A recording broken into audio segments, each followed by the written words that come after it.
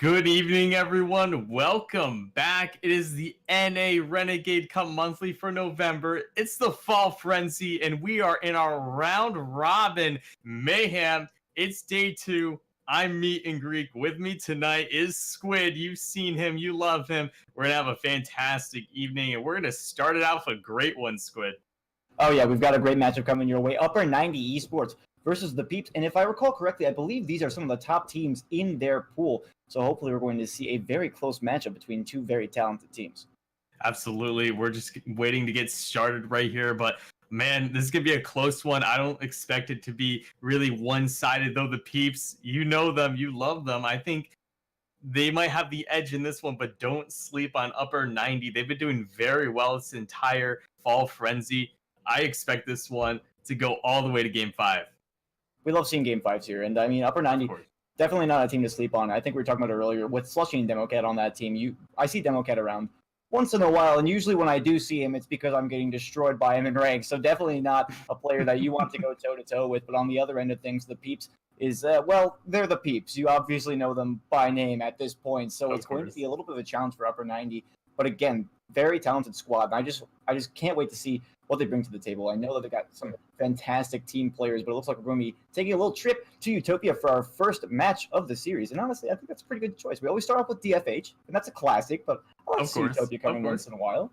Yeah, it's just have a little bit of map rotation in here to mix things up a little bit. You know, if we go to Game 5, I believe the map choice is Champions Field, of course, so adds a little spice into the mix. We're just waiting to get right in there, folks. We're going to bring you some great Rocket League action in just a second. But, man, Squid, we have a lot of matches tonight, and I believe we're going to have 5 series in total, so plenty of Rocket League for everyone. It's going to go a little later tonight, but I think it's going to be fantastic. We're trying to figure out who is going to be moving on into that final bracket next week in the final frenzy. And That's going to be spectacular as we're loading in right now. Upper 90 is going to be in the blue. The Peeps will be in orange. Both teams loading in. Squid take it away. It's going to be a best of 5 as we're playing musical chairs right now on the field. I thought the players were loading in. Guess not. Well, like I said, best of 5, and hopefully we do go to Game 5. We love to see it. And bit of a throwback to day 1 of the RLCS LAN. I got the privilege to go, and I have to say, if you haven't had a chance to go to an RLCS LAN, I highly suggest that you make the time, and hopefully you have the money to make it out to them, because it's a phenomenal time. So much fun. And day 1, like I said, we had Game 5s every single match. It was so much fun to watch. Absolutely. Hopefully we get similar kind of match right around here, and it looks like we actually have had an early start. No, wait, upper 90 is all here. Fantastic. I just must be looking at my screen wrong. We got 5 minutes on the clock here in game number 1, and upper 90 already coming out with a demo. That's going to be Slushy, and they're on the attack immediately. But now Gyro up to Ajax, puts it off the back wall. This could be dangerous, but Skills is going to be able to get away. We've got some pretty intense action in the opening seconds. Only about 15 have passed. We've seen a shot from upper 90 and a backward play from the Peeps. This is going well. Yeah, you typically see a lot of slow play in the first game of a series, but I'm loving the back and forth action that the Peeps and upper 90 are handing each other right now. Spectacular plays overall. Let's see what happens. Half a minute gone. The Peeps forcing this one into the blue half. Skills playing off the wall. Now Ajax out in the center finds Arsenal. Great shot towards the net. A little bit wide, and Democat there to pass it off to Slushy. Fantastic transition, but they're not going to be able to get it past Gyro. No boost in the tank. Looking for a center, it will be cleared away. And that's the end of the Peeps offense. A very well played midfield pass, but the upper 90 able to nice and easily defend it. And this is why I was saying don't sleep on upper 90, because they have excellent defensive rotation, and watch out for their offenses. Skills couldn't get that one center, but Ajax had the opportunity, just couldn't get the right touch of Slushy. It's going to try to get this one out of the field. Now Gyro off the top corner. It's going to be Ajax in the air, sending it back in towards center. No second touch made. Slushy will be able to toss down to Skills, looking downfield, but Gyro's just going to pong it right back in. This one looking like it could be dangerous off the back wall. Ajax is lurking. Slushy does get a touch. It's over to Arsenal. It's the dunk on Democat. Skills is there to clear it away. And now counterattack from upper 90. Gyro's not able to break it out. Man. Wow. Excellent 1-2-3 attempt from upper 90, but they just can't make it connect on the fantastic transition. Oh man, it's good. I am absolutely loving this right now. Those pass plays were beautiful from upper 90. It's just unfortunate they couldn't finish it there. And you know, that's what you got to work on if you're going against the Peeps. You got to get those plays as Gyro. The offensive dunk coming in to take this one. Great setup from Arsenal here to put pressure on the defense, and Gyro coming out of absolutely nowhere, and Skills just not expecting that one to come through. He thought Democat had that ball every day of the week, but that's just something you got to expect from this RLRS level team. So the Peeps take the early lead, but upper 90 showing that they can really contend with this kind of pressure. We'll have to see how things change up moving on in the final 3 minutes. Now Democat through the air, a little bit of an air drag, almost gets it past, but Ajax is there to put it away. To the side, Arsenal in the air, little boost in the tank. Ajax is playable, but he's going to lose out on possession. Now Slushy with a big demo. Gyro's not able to play this ball and moves on to the side. It's Skills. Slushy fairly beaten up by Gyro. Democat forced into the corner. This could turn bad. He's got no boost in the tank. Ajax plays this one up high, looking for center. Arsenal's going to keep it in the zone, but Slushy takes him out. That might be the breakup. And that was a great job by Democat there. He had 0 boost in the tank, was able to delay long enough as that ball bounces in front of net in order to get the ball out of that defensive half, give his team some opportunities here as this ball is still in play. Here comes Democats to Skills, puts a shot way off, not on target. Respecting the defense there, tried to get it up high, just could not find the angle. Oh, dunk, Gyro. Going to lose it out to Democat right there. This one might still be in the zone. Arsenal's going to force it off the wall, and a great touch there from Gyro sends it away. But upper 90, still working with 6 total shots on net. The Peeps with only just 1. And we can clearly see who's having most possession, but now it's Arsenal looking for the double. What a save! Outstanding save from Slushy, sends it away, does not care if you're insane at the game. He's just going to say, nah, I can read it every day. Yeah, Squid, you can make all those saves you want, but you're still down 1 goal. There's a minute 34 left as Slushy was there, but Ajax off the backboard. Excellent defense, and the Peeps back on offense, trying to waste as much time as they can. But still, Slushy hits one center. Gyro and Ajax both able to get in front of that. But this won't stop upper 90 yet. This ball's still in the danger zone. Democat attempted again, the Pete's defense right now, they're so good at getting back in their rotations and picking who to go for those balls. I think this is just a really strong wall for the upper 90 to get through. Absolutely. They've been playing phenomenal defense, just giving an answer to everything that upper 90 is able to throw at them. And I've seen them using a couple of demos here and there. Maybe if they time it just right, they can make it work for them. They have some great passing plays. You see one right there, but it just can't break through. The Peeps are too tough. Now the final 40 seconds, upper 90 still on offense, but they lose 2 of their attackers. This one might be going the other way. It's going to be Gyro.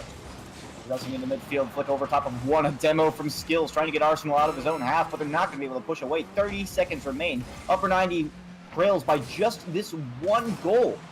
We want to see him bring it back, but it's going to be a close call. Now Slushy in the air, has an opportunity, can't quite get the dunk on Ajax. Skills going to keep it in play. 15 seconds remain. Arsenal off his own backboard. Pass to Gyro, pass to Ajax. Great connection, but Democat's there to send it off the backboard. Opportunity, but Skills and Slushy both playing passive. 5 left on the clock. Skills in the air. Has to put this one through. He does! Just underneath the crossbar. 1 second left and upper 90 ties it up. How do you do it? Oh my gosh, Skills. I thought he was going to throw this one center. Instead, he brings it all the way down in front of Arsenal and says, no way. I'm hitting this one in. He ties it up. 1 second left in game 1. And folks, we still have 4 potential games left in this series. And it's this tight. This is what we want to see. Game 1 overtime. And no kickoff goal coming out, but it looks like it's going to be biased towards upper 90 and Democat. We'll have to see how this overtime plays out, but upper 90 already starting out on the offense. Shot from Slushy. Defended by Gyro. A little bit of a double commit there, and you hope that the Peeps aren't getting a little bit nervous against this team. Pass for Arsenal. Finds Ajax, but it will be sent away.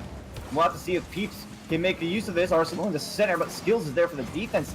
And upper 90 looks more solid as we go on in the game. They have 10 total shots on the board right now, but here's a shot. Ajax puts it through, wins the first game for the Peeps. Great pass from Gyro, and they haven't put up very much offense, but their offense has been explicit and precise. And I think that's what the difference is between the Peeps and upper 90s Squid. If you look at the upper 90 offense, they did a fantastic job of keeping that ball in the orange half of the field and keeping up some offensive pressure. However, the Peeps were so good with their defensive rotations, they were never really boost starved, and you can see them not really feeling it. There was pressure, and by that I mean upper 90 did a great job of just rotating the ball in that half, but there wasn't really that much, I want to say, fury in it. I think if upper 90 wants to take a game off the Peeps, they have to bring that fire with them. The Peeps just looked a little too comfortable out there. I think that's just how the way this game played out. Yeah, I do appreciate the aggression from upper 90, though. They realize that the Peeps is a very tough wall that they're going to have to get through, and their offense just isn't quality enough to put a ball through every single time, but their tenacity, repeatedly going at the net is what really allowed them to get that last goal, and Skills managing to pull off that last one. That was incredible. So way to push it into overtime, but I believe there's some real potential here. We just have to see if upper 90 can keep it going, or if the Peeps are going to push it onto the blue half for most of this game number 2. Well, let's get right into it. Let's let the players speak for themselves. We got 5 fresh minutes on the board. I'm ready to get into game number 2. The players are ready and raring to go. We had game 1 overtime. Let's see if they're going to do it again right here. But it's all up in the air at this point. Indeed, indeed. And hey, look at this. Upper 90, they have a 4-0 record right now in this group play, in this round robin. They want to be able to keep this going forward. The Peeps are sitting at 3-1, so this is a must-win game. Is Arsenal getting the double tap? I don't know if you flip reset at all, because my screen lagged a little bit, but goodness. No, that's just pure skill on the angles right there. And upper 90, for upper 90, this is a must win, but for Arsenal, he's like, I'm not gonna make it easy for you. You know, I'm just gonna hit some nasty angles. Yeah. You know what's really funny? It's really funny. I have the latency variation on my screen, so it looked like he double tapped off the wall, and then the replay played, and it showed me a completely different play.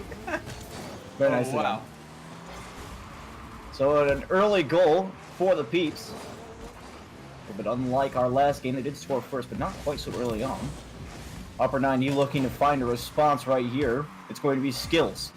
Looking for Democat in the downfield. Ajax pass over to Arsenal. A little bit wide though, and Slushy has a potential challenge. Oh my goodness, that pinch from Arsenal. Fortunately wasn't towards the net for the sake of upper 90. He's not quite cooks here, but Ajax with a shot takes it right away. And there's another goal for the Peeps. They're coming up strong this team. Squid, I watched this play develop from a mile away. Democat trying to do a little too much. Ajax reading that so perfectly well. The Peeps up 2-0 now in upper 90. There's still 4 minutes left though. There's still plenty of time for them to make a comeback, but it's gonna be very difficult if the game one still trends on from that scoreline. Upper 90 a little bit lacking on the offensive side this game, but we'll have to see if that can change up. Like you said, still plenty of time, and there's the offense we were looking for. Slushy just wide of the net. Democat with a huge demo. That was almost the perfect play I was talking about they needed in the last match, and it looks like they're taking my advice to heart. You got a clutch demo. Unfortunately, weren't able to transition that into a goal. Now Gyro looking in the midfield. Arsenal taken out by Slushy, and some fantastic upper 90. Their physical plays this game are looking pretty on point, but they haven't been able to take anything away from it. Yeah, absolutely. I think that upper 90, they just need that a little bit more pressure, a little more oomph in their plays. Because right now, when they're going on offense, the Peeps are just not really sweating out there. Like, they're not boost starved. They're not playing too fast. It's just really too easy for the Peeps right now to get this ball clear. Now with 3 minutes approaching. Off the back wall, Arsenal. Awkward play right here. Democat will keep it playable for his team. Ajax, a little bit of an awkward situation right there. Slushy. They're coming off the corner wall. Upper 90 desperately trying to make something out of this play. Democat just a little bit of a misplay there. Looks like he was looking for the shot. Ends up putting it to the corner. Ajax to find Gyro. This is dangerous for Upper 90 out in the center. It's going to be Arsenal for the shot. Democat will put it away. But the Peeps are going to remain on offense. This is somewhere we haven't really been used to seeing Upper 90. Their defense seems to be a little bit of their weaker suit, as we see them on the orange half most of the game. Let's see if the Peeps can transition right here. Ajax off the side wall. Now Arsenal with a bit of an open net. Actually sends it a little bit wide, and telltale error right there, but Ajax looking for more. Can't quite get it. Gyro this time around. A little bit too slow. Can't win out the 50-50. And the Peeps just falling apart on that offense. And Upper 90 were able to just kind of gather themselves, put together that defense, and say, we'll get it away.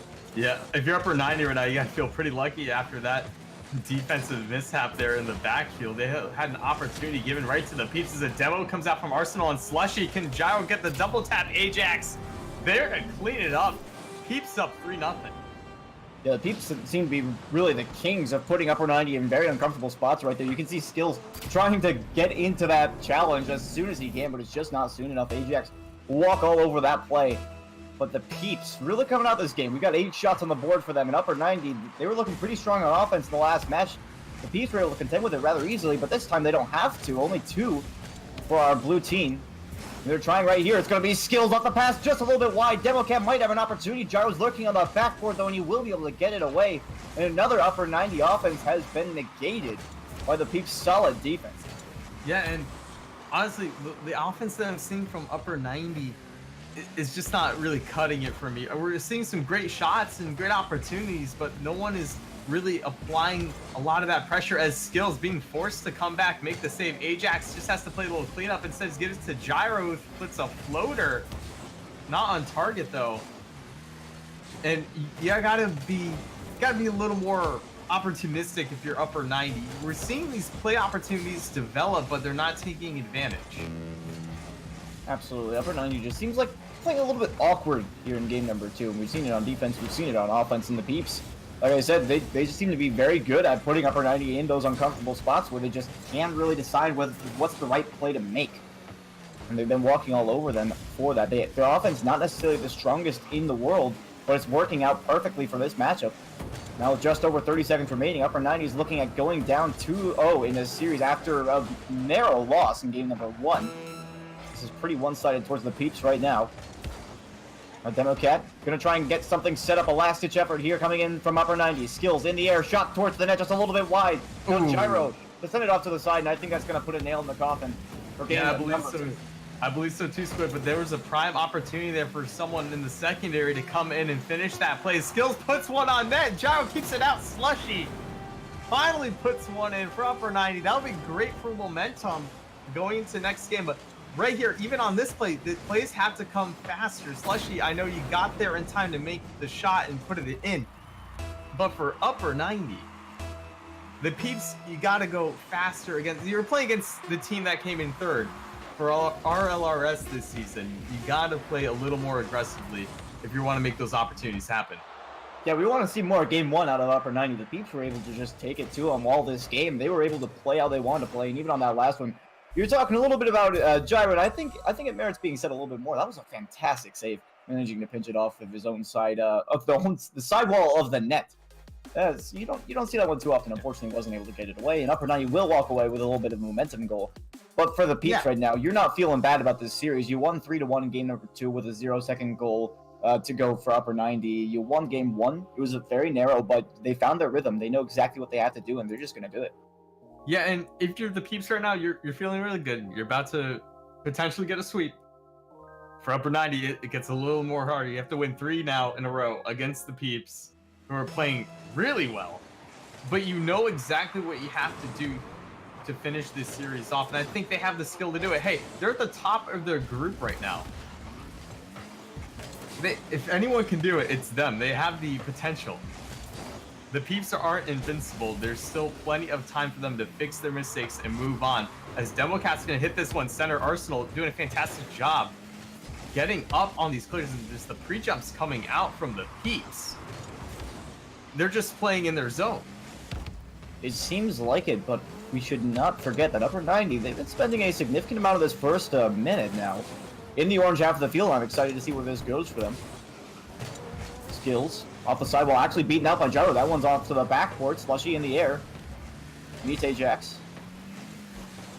He's in the corner, looking for a pass up the field. It's going to be Arsenal to interrupt. Upper 90 with Democat trying to push up field through the mid right here. He's able to get it out for Skills. This looks like it might be a play opportunity. Slushy's going to abandon it though, and they are on the orange half of the field, but are they going to continue? It's Democat for the shot. A little bit high. Ajax is there for the save. Skills off the side wall. Slushy trying to finish it off, but Democat gets bumped. This might be a little bit of a rush for Upper 90 to get back, and they will be able to get a pass back and recover. It was a little bit of a close call there. They were putting a lot into that offense, and I like to see it, but the Peeps will contend rather easily, and they almost managed to run away with a bumped goal. No, they did, and this is something that Upper 90, they really got to keep going forward with this type of offense, and also they got to start bringing out those pass plays. If you all remember, in game 1, it was that excellent pass play. Didn't score a goal, though, but it made me very excited to see what kind of offense we can see from Upper 90. I want to see more of that from them. There's still plenty of time. There's a potential demo opportunity here coming in, but Democat couldn't get there in time as Gyro was able to shepherd that ball away from the cruising offense that is Upper 90. But this could be an opportunity for Democat. Just has to put it on net. Gyro jumping in time for the save, but this ball is not out of their woods yet, folks. But Gyro from Arsenal able to contain. And then the Peeps, just when you think you're starting to get through that armor, they just turn it right around and go back on offense. That's absolutely right. The Peeps just seem impenetrable at this point, but Upper 90, they've been pretty solid this game. Not much defense to be heard. Well, like I said, it does seem that defense is one of their weaker suits, so having this much offense is going to be good for them in the long run now as we approach halftime. Still tied at 0. Upper 90 continuing to pressure the Peeps, but what little they can do seems to be negated fairly easily. We'll have to see if they can change something up. It's Gyro with possession looking for a center. Nobody's home. Skills going to be able to take a speculative shot. Easily saved by Arsenal. Now Slushy up the side finds Democat, but once again met by the Peeps defense. It seems to be nothing that this orange team can't stop at this point. Great shot there. Arsenal going to be denied by Slushy. Ajax in the air, but can't finish it off. The Peeps not able to do much on that one, but they put out a little bit of pressure, and it seemed that Upper 90 was a little bit scrambled to make that save. Yeah, and you know what's good? I think I finally put it together why the Peeps are doing so well, and they're just playing straight Rocket League right now. They're not doing anything fancy. They're passing the ball. They're applying pressure. I'm seeing a lot of solo plays coming out from Upper 90 that put them in precarious positions, but this could be an opportunity they're looking for. The pass is coming out as Democat is centered, but that ball's going to arc way over the net to Gyro, to Arsenal, and that ball's still in the air, but Skills going to be able to collect and throw it towards net. We do have a rather even game in terms of the shot total. 6 in favor of Upper 90 and 4 for the Peeps. The possession has largely been in favor of our blue team this time around. Now Gyro with a double tap off the back wall. Slushy forced to make a quick play there. Now the other way. Arsenal on his own back wall. It's going to be Slushy in the air. Does beat out Gyro, but there's going to be nobody to follow it up. And Ajax, nice easy touch off to the side. Going to try and give him a chance to reset. Now Democat, the Skills. Great idea, but just did not come together. And now they're in their own half with 1 minute remaining. We're in overtime territory. As Gyro had anything to say about it. Couldn't get there, though. And again, the Peeps Minute left, trying to take this one away in a sweep, but upper 90 not giving up. Still time left. Skills gets it past 1, 2. Can he get it? No, can't get it past that third, but Slushy there to keep this on the orange half. Now Ajax down to Arsenal, looking for a double tap. There's no boost in the tank. 30 seconds remain now. Upper 90 attempting to come out of their own half. It's Skills. Manages to get it past one. Gyro now in the corner. Can't quite get it away from Skills. This one's coming across. Slushy looking for the backboard pass. Democat's in the air. Off the backboard. There's an opportunity! Ajax can't make the play, and Skills puts it through. Upper 90 takes the lead with 18 seconds remaining. This is exactly what Upper 90 was looking for. Democat, an excellent read, gets it over Ajax, and Skills getting there in time to score the potential game-winning goal. We still have 18 seconds left, though. It's going to be a close one. Can the Peeps bring it back in the little time that they have? 15 remains. Upper 90. Great dunk from Democat. This might leave it. Nice bump from Democat as well. Gyro forced to keep it in his own corner. Now Skills coming off the back wall. Upper 90 just continuing to apply pressure in the closing seconds. Great touch from Gyro. Still in the air. Arsenal has the ball but can't get it to the corner. It drops down. Upper 90. They had some solid play that game. You could see they were really playing their all-around game, and that was what do I say? That was textbook Rocket League. Yeah, and when you said that the Peeps had 4 shots on net, it would remain that way for the rest of the game. Upper 90 really turned it up from there, taking this game 1-0. But that's all that counts. They still have this series potentially. They still have to win 2 more. Peeps still in a good position here, but now Upper 90 have a lot more momentum going into game 4. I'm excited to see what's going to happen here. I want to see way more of that. And one thing it'll be very close. One thing I will note is that Upper 90, they've only scored 1 game in each of these games. So if you can just hold the Peeps to not scoring at all. Wait, did I say that? They scored 1? All right. I'm thinking about 5 miles. It's caster math. It's 5 minutes, and Ajax is in the air. Now Democat, unable to get it past Arsenal. The Peeps already looking to open up in this game. As they did in game number 2, they're looking to make a strong counterattack at the beginning here. Democat forces off his own backboard. Arsenal to put it up once again. Democat can't make that touch. Ajax for the shot. Skills puts it away. Oh, wow. Puts it away again. And now they have an opportunity to send it off their own wall, and they're going to shut the Peeps down, saying, you are not getting an early goal this time around. And Stills did that all with no boost. That's spectacular defense. Great reaction time to keep that ball out of the net. Skill flies in again. Democat, no, whiffs it. Slushy's going to have to go and clean it up, but Arsenal's going to hit that one. And the Peeps starting out hot early, but Upper 90 doing a great job on defense to keep this one tied. As Democat puts one over the net, just so slightly hits the crossbar. Lots of respect for the defender, though, and nobody from Upper 90 went to commit for that ball. But I will note, Upper 90's defense is a lot more solid than we've seen in previous games. Slushy gonna be able to stop that one out. Now we're moving the other way. Ajax off to the side. Slushy wanting to get this one away from Arsenal, who's going to keep it in the zone.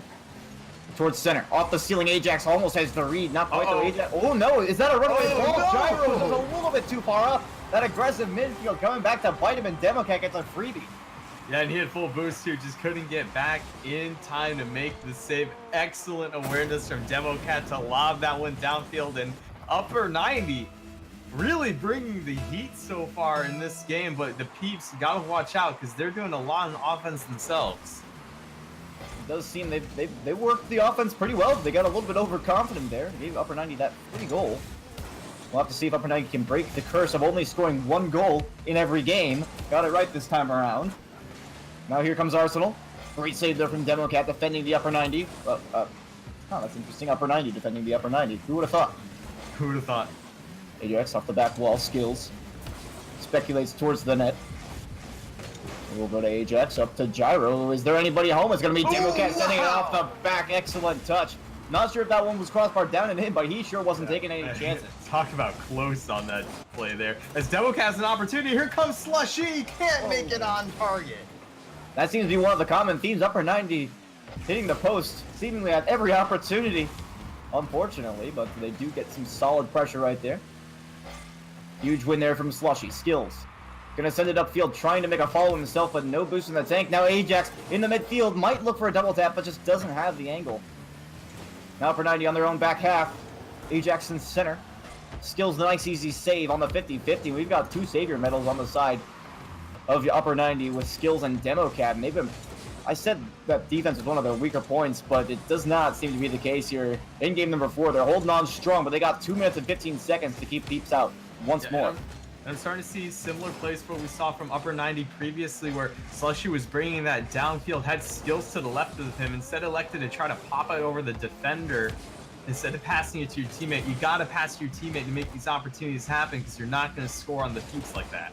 It does seem like upper 90s playing a little bit more of a solo-oriented play style, but it has worked out for them so far.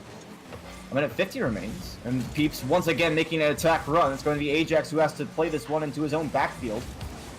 Great dunk here from Slushy, moving out towards center. Arsenal and Gyro both down in the net. Bit of a double commit. What a demo! Oh no! But there was no striker in the zone, unfortunately. Another lost opportunity for upper 90, but still putting on a lot of pressure, making the Peeps nervous. Yeah, skills thought that ball was going to be collided with instead of a demolition coming on to the defender. Here comes Arsenal to collect. Balls in the Peeps corners, a little under a minute and 30 left in this game. The Peeps have plenty of time to tie this up, and they could here, but they won't. Skills going to bring this downfield, gets it past nobody as the Peeps able to stop that early and apply some pressure. Okay. Oh, Telltale with their Slushy, but it does fake out Ajax, and now Skills with the assist from Slushy. They're going to put it through, looking for this physical play, making the defender nervous at every opportunity. This is just, oh, you can tell, upper 90 using that physical pressure right there. That was excellent play there by Slushy, putting some of that pressure right on Arsenal, not knowing if he's going to get bumped, demoed, or whatever. Really brought him off his axles and opened that net wide open. It's a 2-goal lead now for upper 90, but don't sleep on the Peeps. I think that's something we've all learned so far, as Arsenal's going to attempt to bring this downfield, but the upper 90, I'm loving it. They're bringing so much pressure right now. Rico over here. I'm loving it. I'm loving it too. Upper 90. They've been looking pretty solid so far this game. The Peeps maybe falling back into a mindset that they have this one in the bag, but that clearly is not the case. And now Slushy with another opportunity. There it is. Communication. Who was Upper playing defense 90 for the Peeps? Who was playing defense? Arsenal in the corner with Gyro just hits that one center. You never hit that ball center. Oh, never do that. You'll give it right to the offense, which you just did. It's a 3-goal lead, 30 seconds left. I don't know, Squid. This is the strangest series. I'm trying to think of the score lines in my head. I probably should have written them down. Unfortunately, I don't have it with me, but I feel like it's kind of going in reverse, where the Peeps, they won game 2, 3-1. We might see a 3-1 victory in favor of upper 90 if they allow one in. They're not looking to do that. This one popped up in the air. Just over 10 seconds remaining. Slushy's going to tap it down towards the midfield. Gyro trying to keep it in play desperately. Ajax comes across looking for a double tap, sends it back towards his own end. Arsenal. Ooh, wait. Uh-oh. Maybe his controller disconnected. We might have a disconnect on the field, folks. Unfortunately, it's too late to stop it. Maybe Arsenal just wants this game to end and go to game 5. I think that's what the play is here. 500 IQ play. I want to say maybe his controller disconnected. You can't get tilted if you don't play. I suppose it might be true. But I do want to say, if it was his controller disconnecting, then I'm thankful it happened in such a non-impactful place in this series, because they basically already lost at that point. Now upper 90 pushing it to game number 5 off that 4-0 victory. My bad. Yeah. So much opportunity now for upper 90 to get the reverse sweep. This is a big turnaround. Folks, tell our mods in the chat. They'll relay this to us. Do you think a reverse sweep is going to happen? I don't know. I think upper 90 has a lot of momentum going into next game. They just won 2 in a row. I wish we had the command like they had in CRL now, the go whatever team, and then the voting. Yes, that would be so good nice right now. The Peeps, do they have to bring this one back? Upper 90 has all the momentum. They've been looking pretty solid here in the last couple of games. I'm not gonna lie. In game number 3, it was kind of it could have gone either way. In game number 4 though, that was very one-sided. The Peeps have to fix something right here and now. We have game 5, 5 minutes on the clock. We have upper 90. We have the Peeps, but only one will walk away undefeated after this match. Absolutely. Let's see what can go on here as Ajax a little slow on the play. Actually, both teams play very safely right now in the first 10 seconds. Let's see how that changes as Gyro able to get this ball past Stills. Can he get it past Slushy? No. Arsenal on the offensive. Yes, Ajax center is going to try to bump Demo Cat. almost worked out. That was actually incredible. The Peeps going for that blitzkrieg offense in the opening minute once again. Is it going to work? Not quite. Skills sends it away and does find Democat to try and push this one upfield. Arsenal now on his own half, looking for Ajax, makes contact. Oh no, there it is. Net, does it open it? No, not not. quite. Just a little bit wide, and Democat is going to make sure that it does not come back. 4 minutes and 10 seconds on the clock. The Peeps have had all the offense so far, but we're in the orange half, and upper 90, they've been looking really threatening and volatile on this side of the field.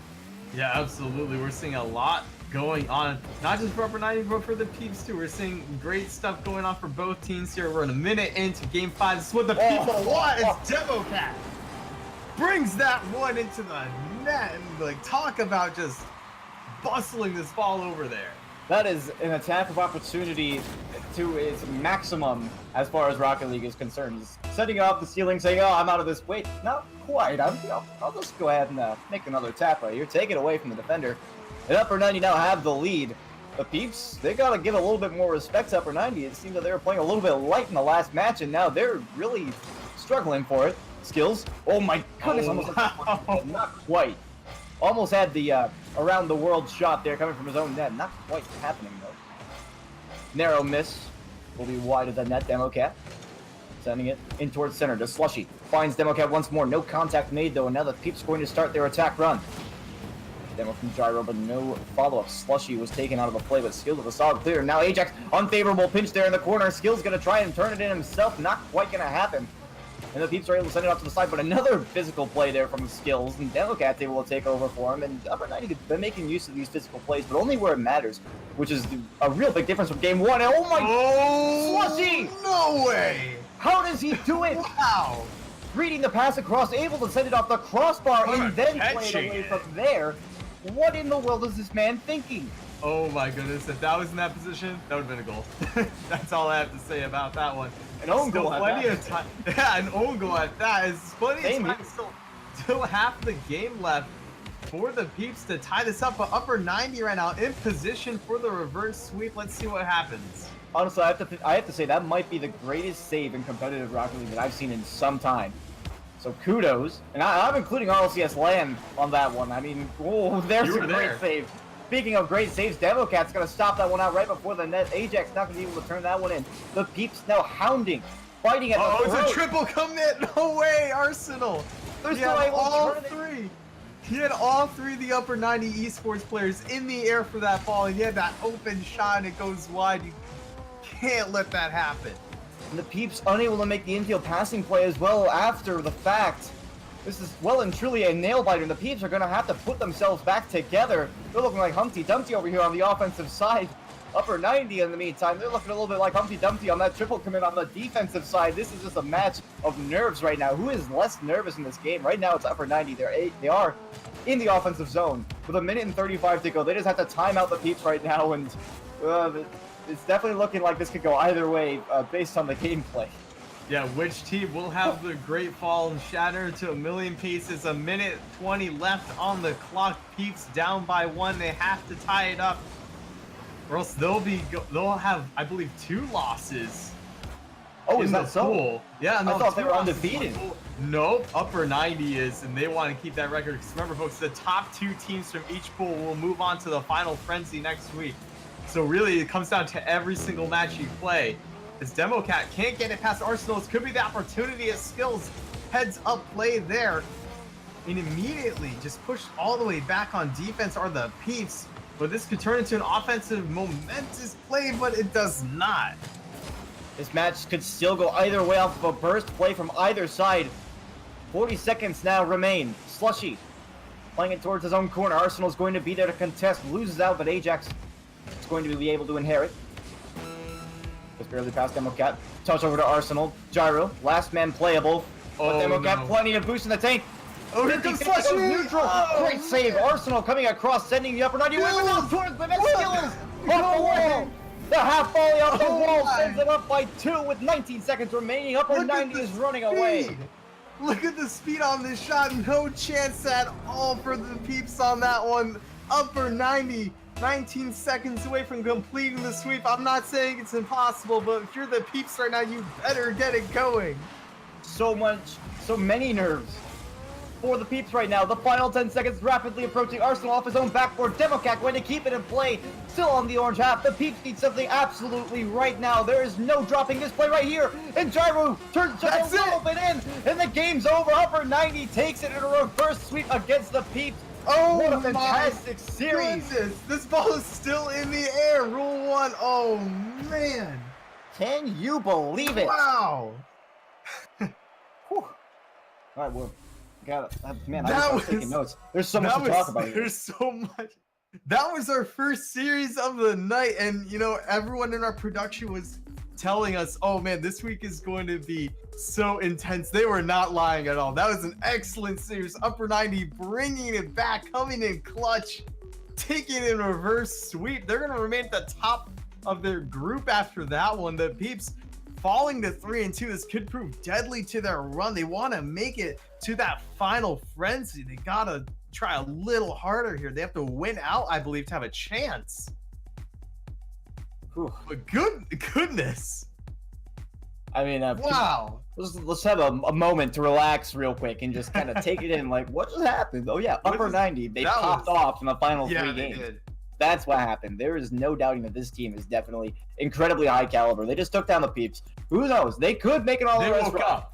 If they make a little bit more practice, and they could make a Renegade Cup Finals run as well. So this is a team you're gonna want to watch out for.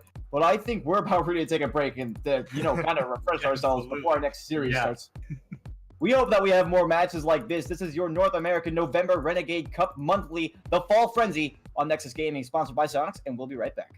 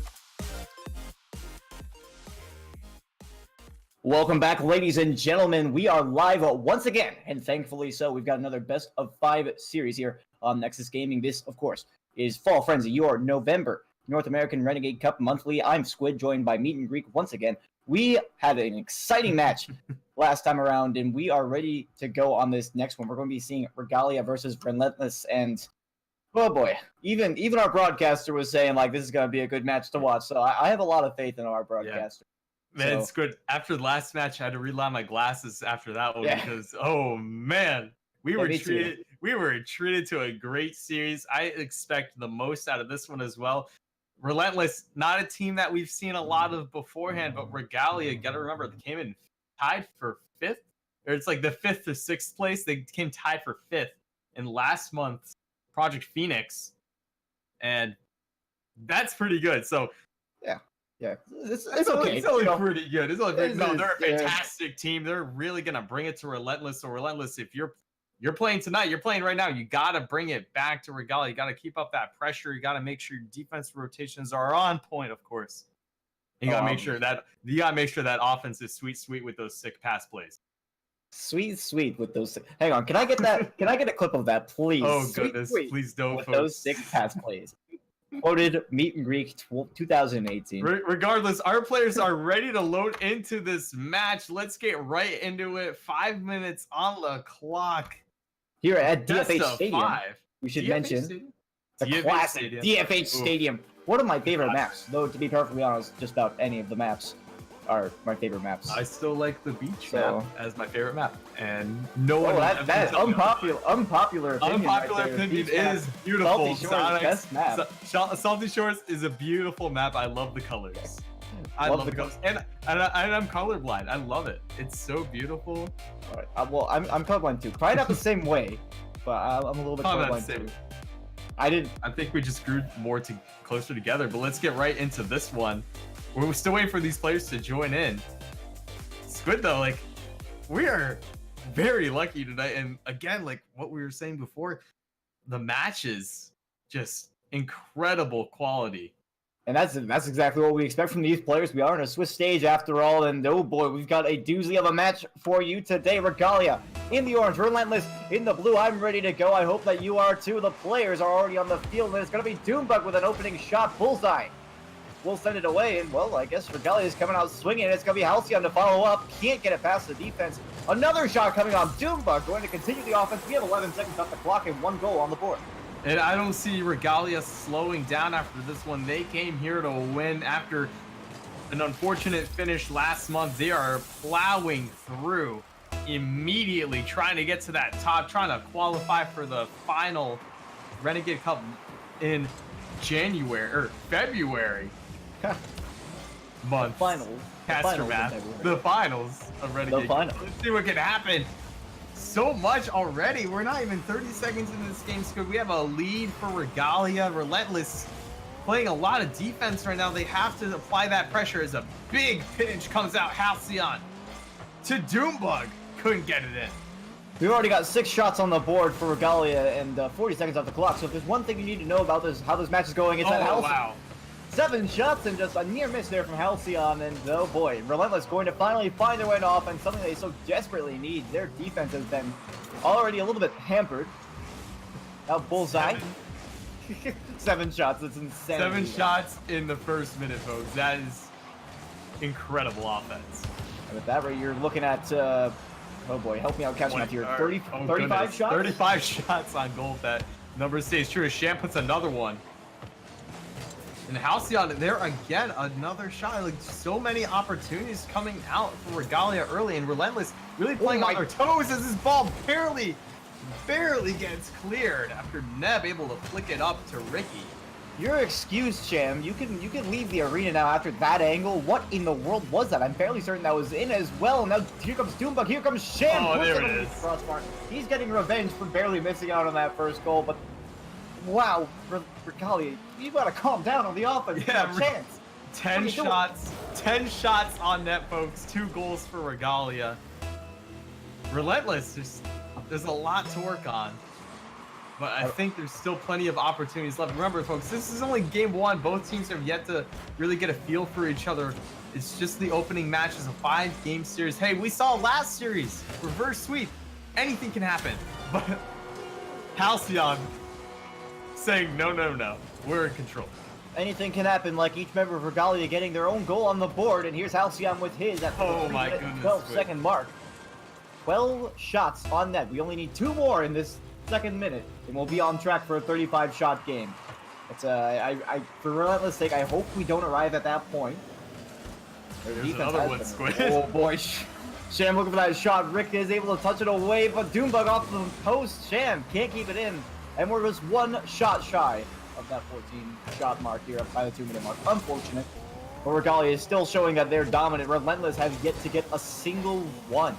Their defense has been rather nice, but it's not going to win you a game, especially when you're down 3 goals. We've got 7 saves in total, but they just keep coming. Yeah, and honestly, if we saw a heat map of this field right now, the blue half would be glowing hot right now. Meanwhile, the orange half would be just so dull. There's no action going on for Relentless. They got to bring it up, and this could be what they're looking for. Bullseye trying to get this center to Ricky, but just no dice on that one. And Halcyon doing what he can to get his shot on net. Almost does. Looking for that little cheeky redirect. Didn't quite find it, but now Relentless, they have scored their first shot on the net. There's their second with Neb, but Doombug will nice and easily play it off to the side. Now looking for more. Shot towards the net. Just off the crossbar, and Halcyon finishes the job. 2 minutes and 1 second remains, and right now, Relentless, they're going to have to be formulating a game plan for the next match, it seems like. And, oh man, Neb, nice try on that play. Unfortunately, gives it right to Doombug. And just Relentless, man. You know what Doombug's going to do whenever he has the ball in space, It's just Doombug things. I've had the misfortune of playing against him. It's not fun. Now the blue half. Oh my goodness, Halcyon! Oh no! We're getting so confused, we don't even know what to say about this Halcyon, though. He knows exactly what to say. Look at this. What an angle coming in from Halcyon, dunking it over Bullseye. Bullseye did not have a chance. Wow, it's just like, right now, Regalia just outclassing Relentless, and you hate to see it. Oh no. Doombug! Oh no. Come on, you already got 5 goals on the board. At least let him keep his dignity. What is this? There's a reason Regalia is 4-0 so far in their pool. Relentless, they're sitting at a respectable 2-2 as well. But man, you look at their losses. They both came from the 72-pin connector and Compadres, both 2 really good teams. Definitely. Oh, Ricky, he almost had a shot there.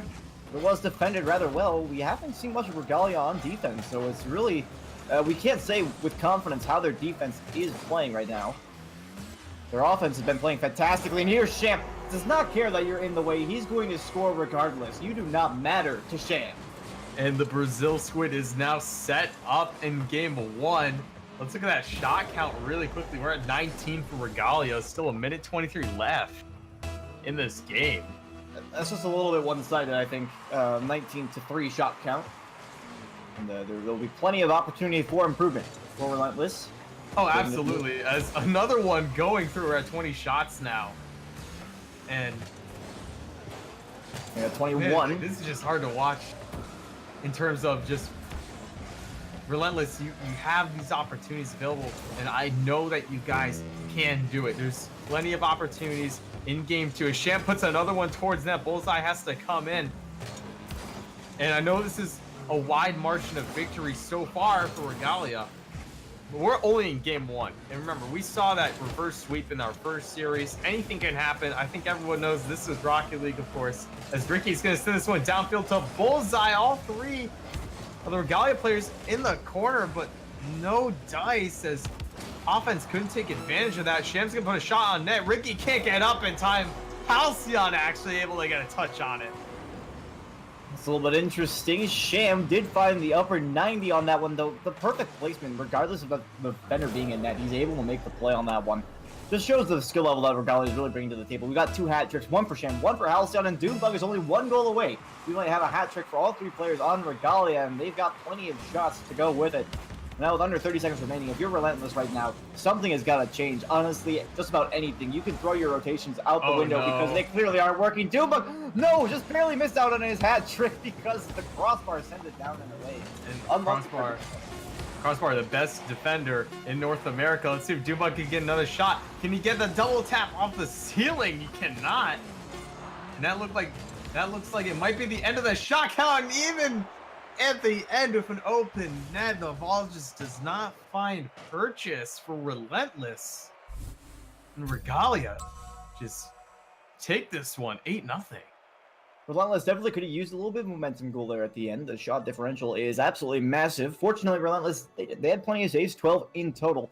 But Regalia, they pushed through regardless. And man, we always say it was, it's hard. You hate to see it or it's hard to watch. And in this case, you really do hate to see it. Relentless, they've shown some talent in the past, but unfortunately, Regalia just outclassing them here in game 1. Hopefully, they can make a change in game number 2. And like I said, I mean, you got to make a change.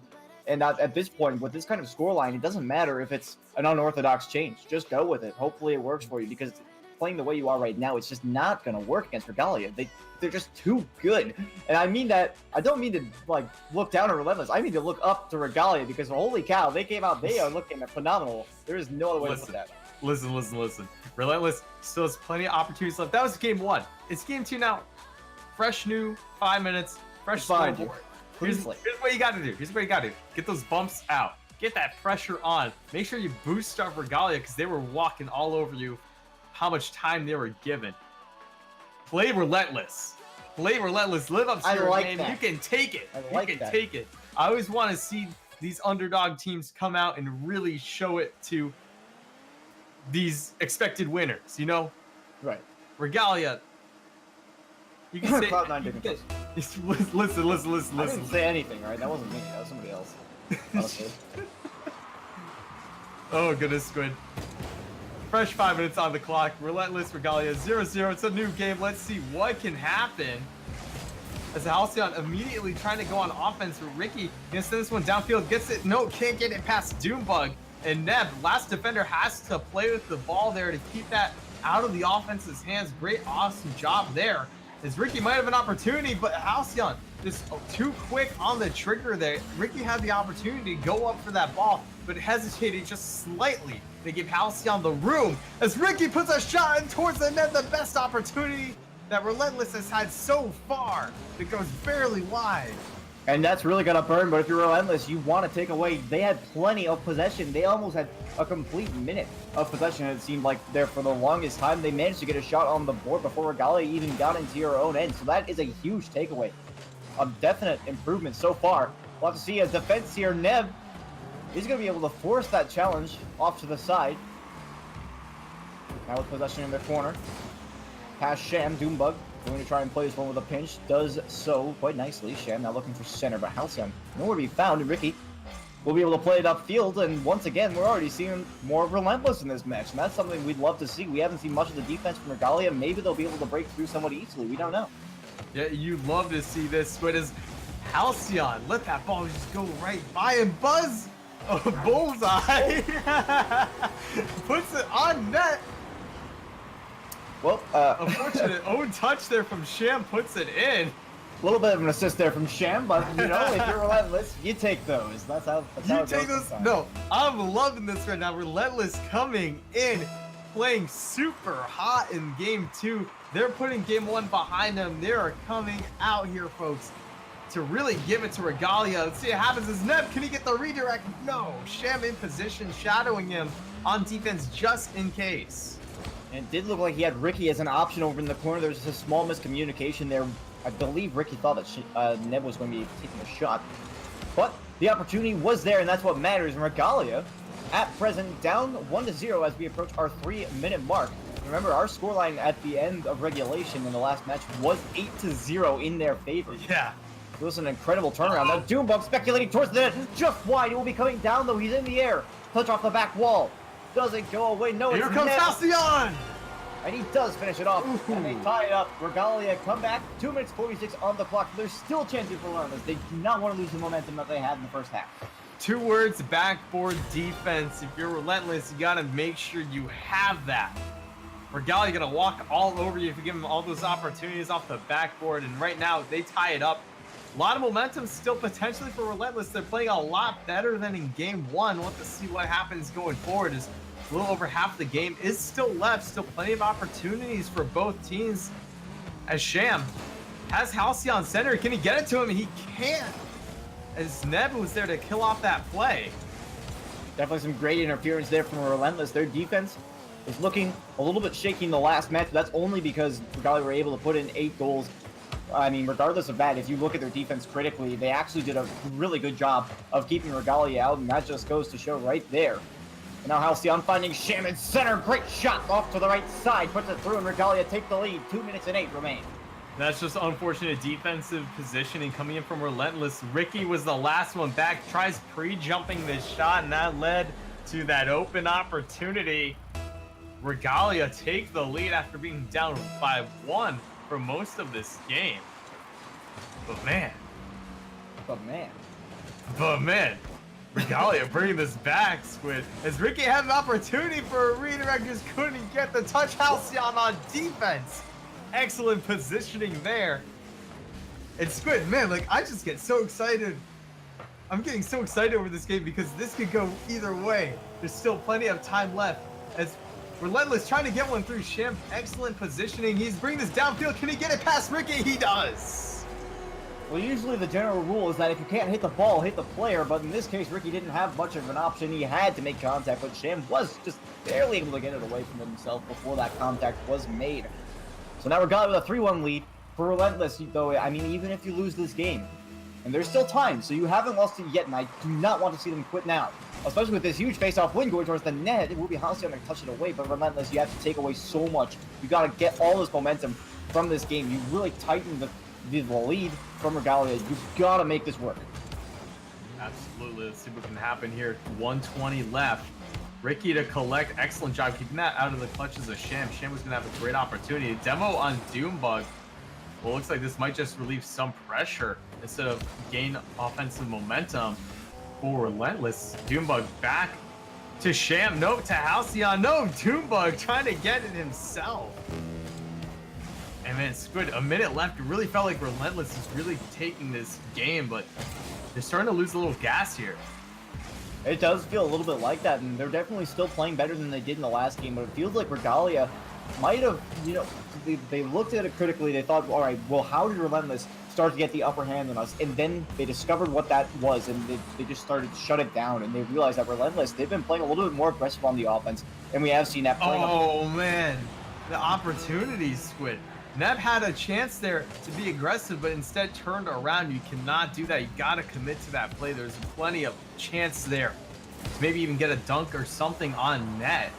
Instead, it just wasted a little more time. As we're down to 15 seconds left, it looks like Regalia is going to be able to take this game. They're going to go up 2-0 in this series. And a much closer game, though, from game 1.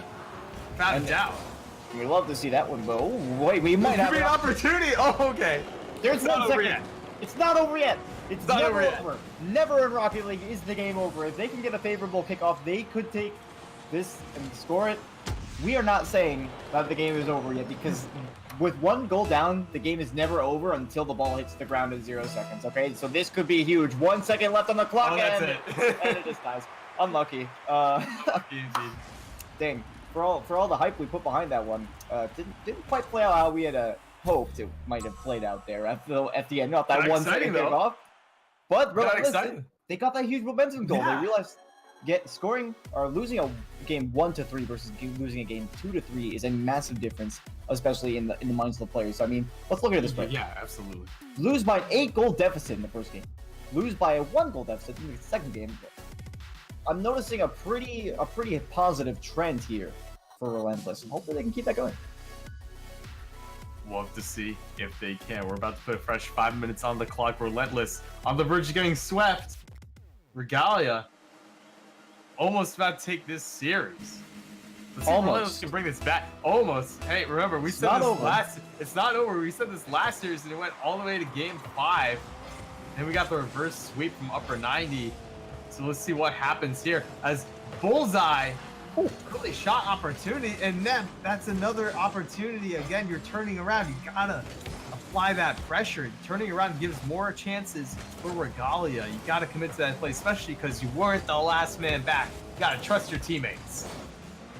No shot here from Sham, man. coming from the corner connection, coming from Alcyon. Great vision there from Regalia. 25 seconds are off the clock. They score first, and Relentless, it seems like they're getting shut down already. But this is just 1 goal. A little bit, you can't really take too much away from this in the opening second. So let's see if the game changes much. Like you said, Ned playing a little bit light on the aggression there early on. We'll have to see if Relentless game plan has changed away from that aggression. Now Ricky in the corner. He's able to get it past Halcyon. Dubuk on the retreat. Sham will get it away from Ricky, though. And now where is the backfield? It's going to be Bullseye. Has to touch this one off his own side wall. Doesn't manage it. Now back out in the center, and that was a great transition from Doombug. Nobody home for Regalia, but they're incredibly quick making those passes out in the center. If somebody was there, that would have spelled disaster for Relentless. it would have. Let's see if Halcyon can put that shot towards the net. He does. And right now, we're again, Scoot, you're right. We're seeing a lot of pressure from Regalia. Relentless getting shut out again. They have no shots on net, but Ricky puts the first one on. Here comes Bullseye. Can't get the touch. And Halcyon now gonna bring this one downfield. Almost a great play all the way down the field there from Relentless. Now they're looking for another one. It's going to be Bullseye with a shot on net. Doombug is there to make the stop. Ricky not going to let it go quite yet, but Shem will clear it past Neb. That's going to be the end of the offense for Relentless. And one thing I have noticed for them is that some of their more effective offenses seems to be bursty, kind of. Instead of sustained pressure like we're used to seeing in Rocket League, they tend to just go at it real hard in that one instance and then let it go if they don't score. It's a little bit of an interesting strategy, but it almost worked for them once or twice. Yeah, it did, but let's see if it can work a third time. Halcyon there to collect. He's gonna get it by 2. He does. He just has 1 more to beat. It's Bullseye. The demo, but Halcyon had all the time in the world. That ball goes wide. I think he was focusing a little bit too much on what his teammate was doing in that instance. Very difficult to do. But you have to have complete faith, and unfortunately missed chance there for Regalia, but Relentless going to be very thankful for that one. And now Neb on the sidewall, opportunity here, puts it on the back, looking for the double tap. We'll drop it in the corner. Still a chance here, but nobody comes up for it. And Halcyon will just take it away and put it back onto the blue side of the field. And once again, like I said, Relentless is going for that first. What a save from Neb! Oh, there it is. What Dubug comes in for the Doomsday Dish.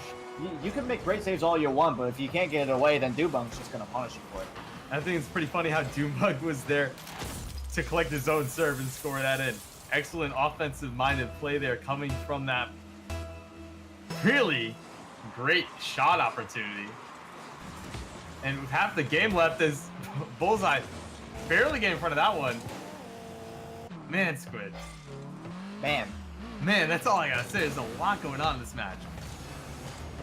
a lot indeed. But unfortunately, not a lot of it is offense for Relentless. We still see a very biased shot count in favor of Regalia, but not quite as biased as game number 1.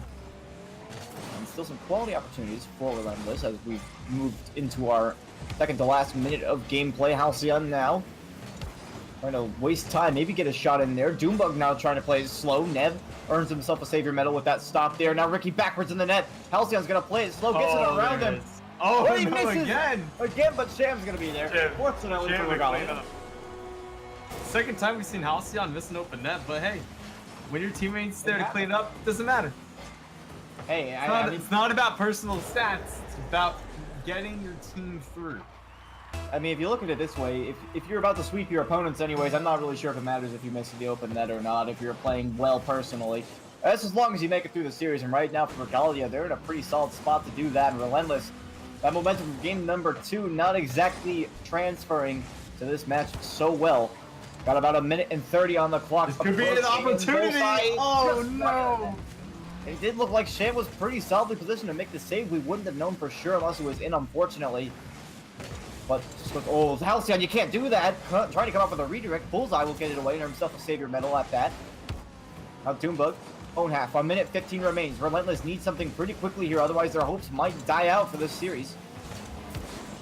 Sham winning the 50-50 with Ricky just that little bit, and Halcyon will be there before Neb.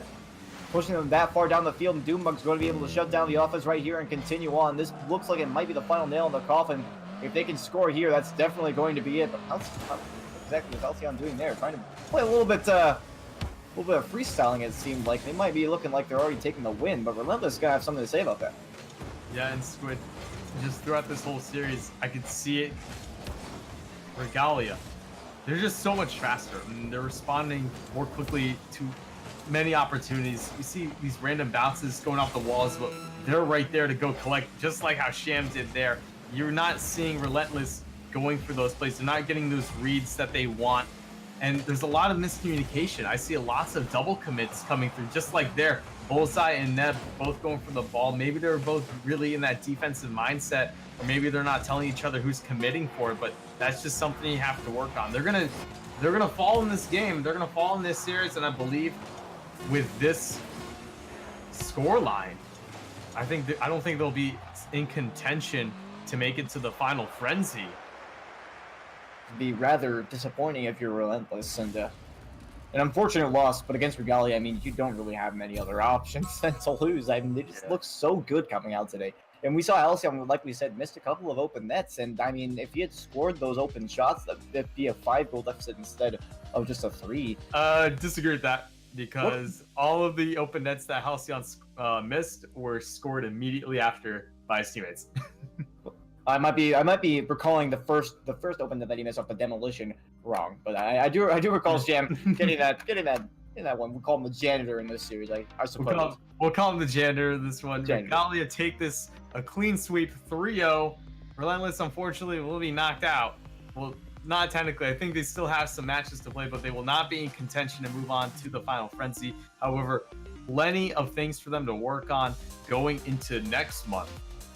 But man, just rough for them. We're gonna take a quick 10-minute break, though. We'll be right back with our next series. I believe it's going to be. Not entirely sure, but we'll be right back. We'll get more word on that. We'll be right back.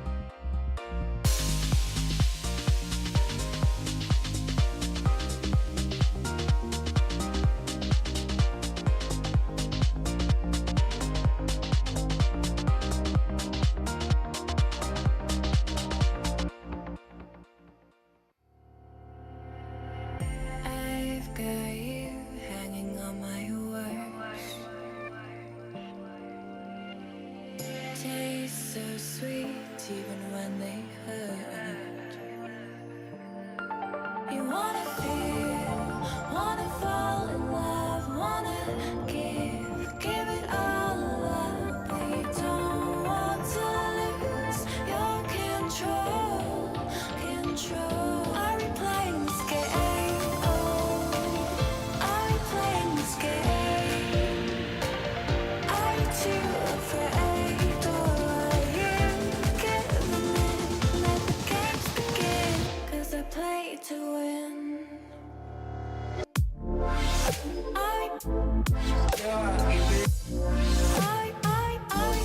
playing this game.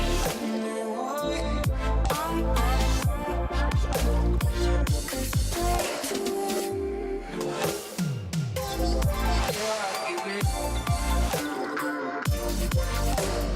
Don't want to lose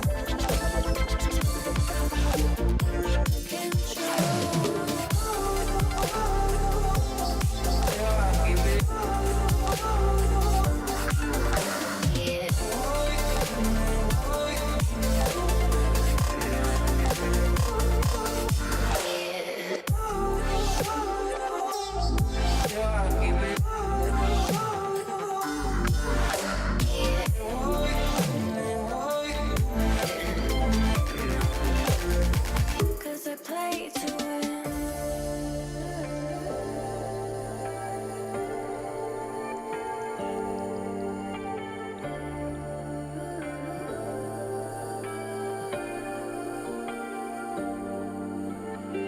You fear that love is hard to find. Not in your heart, but in your mind. Are we playing this game? Oh, are we playing this game? Are you too afraid, or are you giving in? Let the games begin, 'cause I play to win. I playing this game.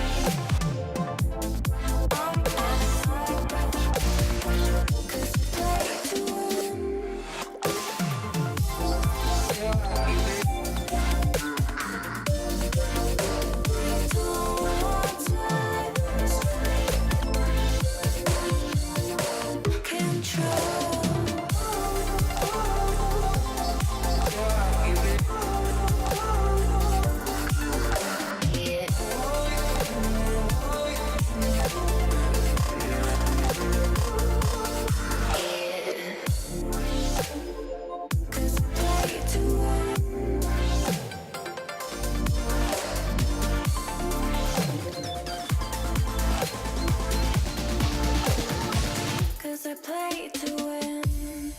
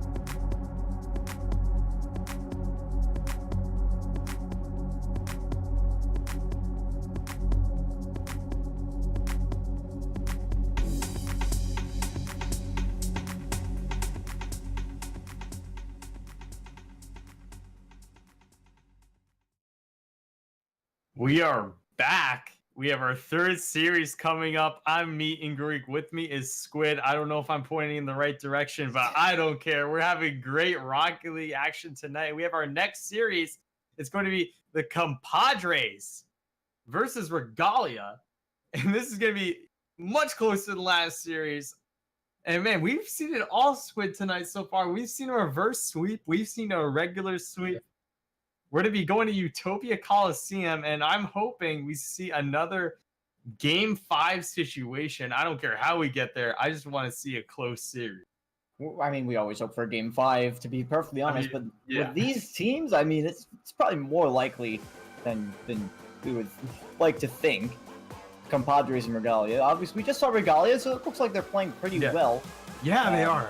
Yeah, they are. They're playing hot. Let's see what happens. They got a hot hand. Or the hot hands, I suppose. You use both of them for your controller. I guess that's the how it works. Wheels. The Hot Wheels. Oh man, exclamation point cringe in the chat, please. Okay. Okay. Quote that one as well. I think that makes two Meet and Greek quotes for this stream. I don't remember what the first one was. It was like sweet. I'm glad. Something or other. I'm glad we forgot about that, folks. But I think our wonderful viewers want to just watch some Rocket League. So do I. Let's get into it if we can. Absolutely. Both teams are loaded up. I think they're ready to go, just given our command. Let's put a fresh 5 minutes on that clock. Squid, you're going to take this away. I love how you gave it that twist of like they're at our bidding, that kind of thing. The players, they will do as we They listen to us. Oh, yeah, we're just waiting for the players to get situated right in here and get you guys some great Rocket League action. Our wonderful viewers, you folks, doing a fantastic job. Just enjoying this night. It's a great night. We're seeing a lot of great series. Let's get into this one. It's our third one of this evening. We're going to have the Compadres in the blue, Regalia in the orange. Let's go right into this. 5 minutes on the clock. Game 1 of a best of 5, and we hope that it goes to Game 5. Like I said, Compadres versus Regalia, this is going to be a match of the ages. Well, maybe not of the ages, but one that is deserving of being a match of the ages. And we got Sham in the air. Stopped out by Aeon. Look on the side. Had the hot hand earlier. Now Halcyon to the back wall. Can he follow it up? He's going to make an attempt, and he does exactly that. Regalia, they're not slowing down from last series. Talk about the finesse on this play from Halcyon. Puts that one right over, and Moses couldn't get there. I'm loving what we're seeing from Regalia so far. Looks like the Compadres can clap back. I'm liking to see that Halcyon didn't miss the net this time around. Unfortunately, we had a couple of situations in the last series that he did exactly that, but it looks like he's fixed things. And now Moses. Wow! That is what I like to see. Oh my goodness, 81 miles per hour. Aeon to Moses. What a spectacular shot. Finding the upper 90 as well. Astro was a little bit of a passing target in that one, but fortunately they were able to make the communication before an issue happened. But a good response from Compadres, and now looking for another one. Astro just a little bit wide in the net. Now Doombug the other way gets it over top of Aeon and just over top of the crossbar. But I mean, if you're Astro, I don't blame you. That was not something you expected. Both teams trading early in this game. We're only a minute, not even a minute in. We have 3 goals scored for both sides. And man, this is Squid. This is gonna be an exciting series. I just already know it. Set up your tent and start roasting some marshmallows because we are looking at a long series if we continue moving the way we are. Now Moses finds Aeon, almost trading another one, but just wide of the upper 90. Astro looking for continuation, but no luck. It's going to be Halcyon to Sham, clearing it downfield. Aeon in the corner. Halcyon opts for the boost steal instead. Doombug to follow. Looking for the back wall. It's going to be Moses. Sending it to the midfield line. Now Doombug has an opportunity right here. He's in the air. No touch towards the net. Halcyon almost gets something on that. It's going to be Astro keeping it in the corner, and we're seeing a good continuation of pressure here from Regalia, but they still haven't been able to put an effective shot on net. There might be one. Doombug off the back wall. Halcyon going to be beat out. Aeon looking the other way at an open net, and he's going to find the left side. We're tied again. And just a little too much offense coming in here from Regalia, leaves their net wide open from all the way downtown. Aeon finds it. Hey, that's something you gotta be careful if you're Regalia. You can't let that open net be that open. All the way downfield. Compadres tie it right up. We're at a 2-2 game, 4 goals scored. We're not even halfway through this one, Squid. Man, that's just my favorite. That's my favorite thing to say. It just describes so much in this series as Aeon goes up for the shot. Yeah, just barely cut off by the defender in that situation. Halcyon was the culprit. But now back out in center, he's going to have another opportunity. Sends just a little bit wide, and Sham is forced out of the net. Aeon playable once more. Off the 50-50. Nice flick, but no recipient. It's going to be Doombug to clear it away. But Compadres aren't going to be turned aside so easily. They're keeping this one at the midfield line. Moses, no contact made there. Halcyon almost gets it past Aeon, but a clutch 50-50, and he's able to get it off to the side before anything bad can happen. Aeon in the corner. Nice tap over Sham. It's going to be Halcyon last back. But Aeon is a little bit negated right there. At the midfield, might have another chance. Excellent. Sending it towards center. Sham is able to get the touch away. Compadres, they seem to be having a little bit of trouble converting here. I'm not sure if, honestly, I'm not sure if that's due to a lack of offensive opportunity or just the defensive prowess that Regalia is bringing to the table. I think Regalia's doing a great job on their defense, Squid. They're getting back in time. The rotations are solid. They're not getting many opportunities for the Compadres. The only time they really did was in that first incredible shot that came through from Moses, I believe, and then Aeon's long ball downfield to tie it up. So, again, overall, I'm really happy with what I'm seeing from Regalia, except right there, Halcyon. What happened? I don't know what happened with Halcyon, but I mean, take a look at Doombug here. He almost made the save regardless of what happened. That was insane. Oh, man. Great read from Astro, but yeah, a little bit of a misplay there from Halcyon. Did have Doombug coming in for support, but Astro realized his opportunity, got there just that quickly.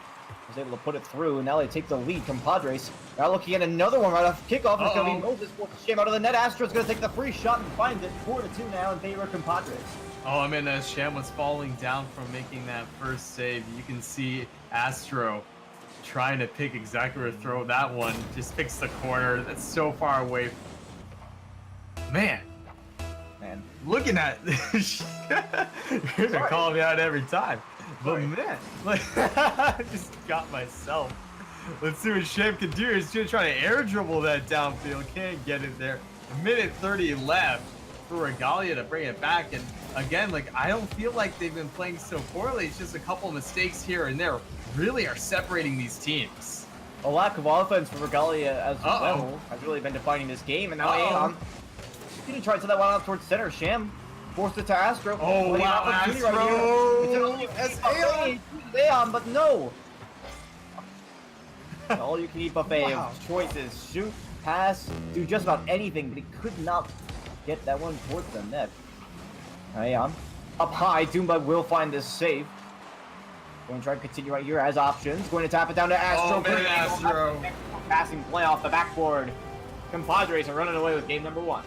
And right here, the backboard defense is not showing up for Regalia, and Compadres are taking every advantage. They have 9 shots on net to Regalia's 3. They're clear offensive breadwinners in this game. And it's still 45 seconds left. Hey, anything can happen. Still some opportunities, though. It's going to be cutting it close for Regalia if they want to try to tie this one up. But Compadres not leaving this one to chances. They're going to keep on playing strong. They've been playing with a lot of offense. You noted that the shot count was pretty well in their favor earlier on, and we have seen a lack of offense from Regalia here in the second half. I believe that's really what's separating them as Astro. Actually doesn't make that one happen. Just a little bit wide. It's not really going to matter too much here. There's 3-goal differential at 13 seconds. That's most likely going to be the game. And for Regalia, honestly, I feel like more offense is the answer for you. As long as you can push out and get it away from the Compadres, they should be fine. Because we saw a very even match up until the point where the Compadres just started running into the orange half and just keeping the ball there, seemingly at every opportunity. And we're seeing a little bit of offense right here at the end. But it's too little, too late, unfortunately. I mean, any volume of offense from Regalia would be too little, too late at this point. But they definitely have a chance moving forward into the next series, and they have to realize that if they do get more offense, if they spend more time in the blue half of the field, they're going to be pretty well off. Yeah, and again, But you're absolutely right. They have those opportunities. They just got to start capitalizing on them. Compadres, though, did a fantastic job this game. I didn't see only a couple mistakes on their part. And again, like, that's really what shifts the game back and forth between these teams, because we saw with Regalia just a couple things here and there. Backboard defense, you got to make sure you're on that. You got to make sure your clears are there. And then on the other side of things, Compadres doing an excellent job on offense as well, getting those pass plays off, really bringing that pressure. And that's what really is going to make this series so great, because both these teams are very capable of taking down the other. So we're going to see how each of them adjusts going into game 2. But man, it's good. We get really great Rocket League to watch tonight. I think we're very lucky. I think we're very lucky. We're always lucky to be here at Nexus and being sponsored by Psyonix, of course. We are in game 2. Compadres versus Regalia. Let's hope we get a bit of a closer matchup, and Regalia should know what they have to do. There it is. He knows what he has to do at all times of the game, honestly. He's got to be the MVP for Regalia for tonight in my eyes. Absolutely amazing kickoff goal opportunity. 5 seconds in, Doombug muscling it in there. And Regalia take the lead. Let's see if they can ride this momentum. Only 5 seconds in, they do get their goal. Here's another shot on. Halcyon's going to send it off the backboard. Doombug's already in the air. Send it down in, but Aeon is there and stops him out just before the goal line.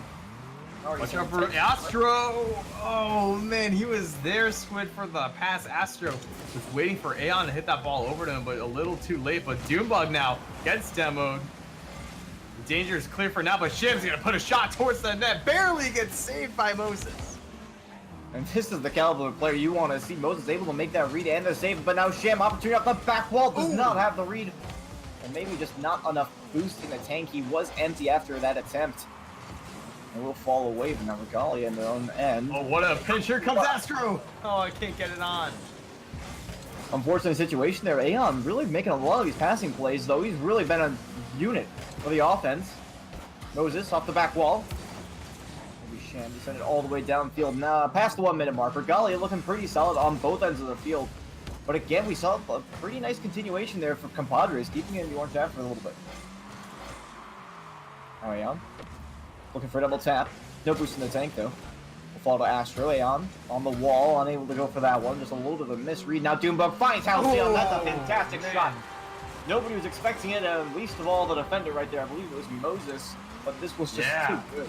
No, Moses was the last man back, just couldn't get there in time. Halcyon, perfect positioning to receive the pass from Doombug. The Regalia lead extends to 2. Still lots of time in this game, though, Squid. Don't forget about that. But remember, Compadres scored, I believe, 4 goals last game. 5 so goals. they had 5 goals. They have plenty of game left in them. Let's see if they can make it happen. As Aeon hits that down to Astro, puts that shot on net. Aeon to finish it. Doombug, here comes that ball. Is still in front, but nobody on the Compadres can get there to score. Now Regalia looking down the other way. Sham unable to get that one on target. Halcyon taking out the play. Looks like it's going to be a little bit of the depth of the offense right there, but like you said, Compadres, they had plenty of opportunity that last offense. Oh, great man. 50-50. Sham not gonna let it happen. Wow. You can't stealing shot me, says Sham, but now Halcyon. Oh my goodness, what a read from Halcyon, just over the crossbar. Doombug for the follow, sends it towards the net. Moses is gonna be able to stop it out. He's had some fantastic games already, or some fantastic saves already this game. And I'm not very good at that, am I? Yeah, no, Moses being a defensive bastion on that half of the field. Let's see what can happen here. As Sham going up, Moses with the counter. This ball's going to be put into the Regalia corner as it gets pinched away. Astro there to collect. Is he going to go for the ceiling shot? He is. No, that ball's going to be pitched towards the net. Moses back again on that defensive ride. 2 minutes left almost. Regalia doing a fairly good job of holding on to this lead. Defense has held strong so far, but the Compadres have had a lot of trouble putting together a coherent passing play so far in game number 2. Now Doombug looking to add to the lead with Halcyon. Does not go through though, and Sham will be forced to play this one onto the back wall. Now Regalia looking at their own end of the field once again. Halcyon. They're going to go straight to Moses off the back wall. I'm going to try and continue, but Regalia just too quick to the ball. They send it away once more, and their defense a lot better this game. Seems to have made some significant improvements. Yeah. Ooh, that was close. Yeah, it was. That ball looked dangerous. Moses might have an opportunity. Puts a shot. Halcyon could not get up. Caught out of position. And Moses doing it all on both sides of the field, making some incredible saves, and now finds the first goal for the compadres here in game number 2. There's a minute and 24 left. They got plenty of time to come back from this one. We'll have to see if Regalia can tighten up their rotation just that little bit. We seem to catch them out of line in that last play. There's still plenty of time. They can score an extra goal if they have to, but we're going to be starting things out off kickoff on the orange half of the field. Astro up high, finds Doombug. Maybe some far end away. Sham able to push it into the blue corner. Aeon looking upfield, a great jump from Halcyon. Sham almost finishes it.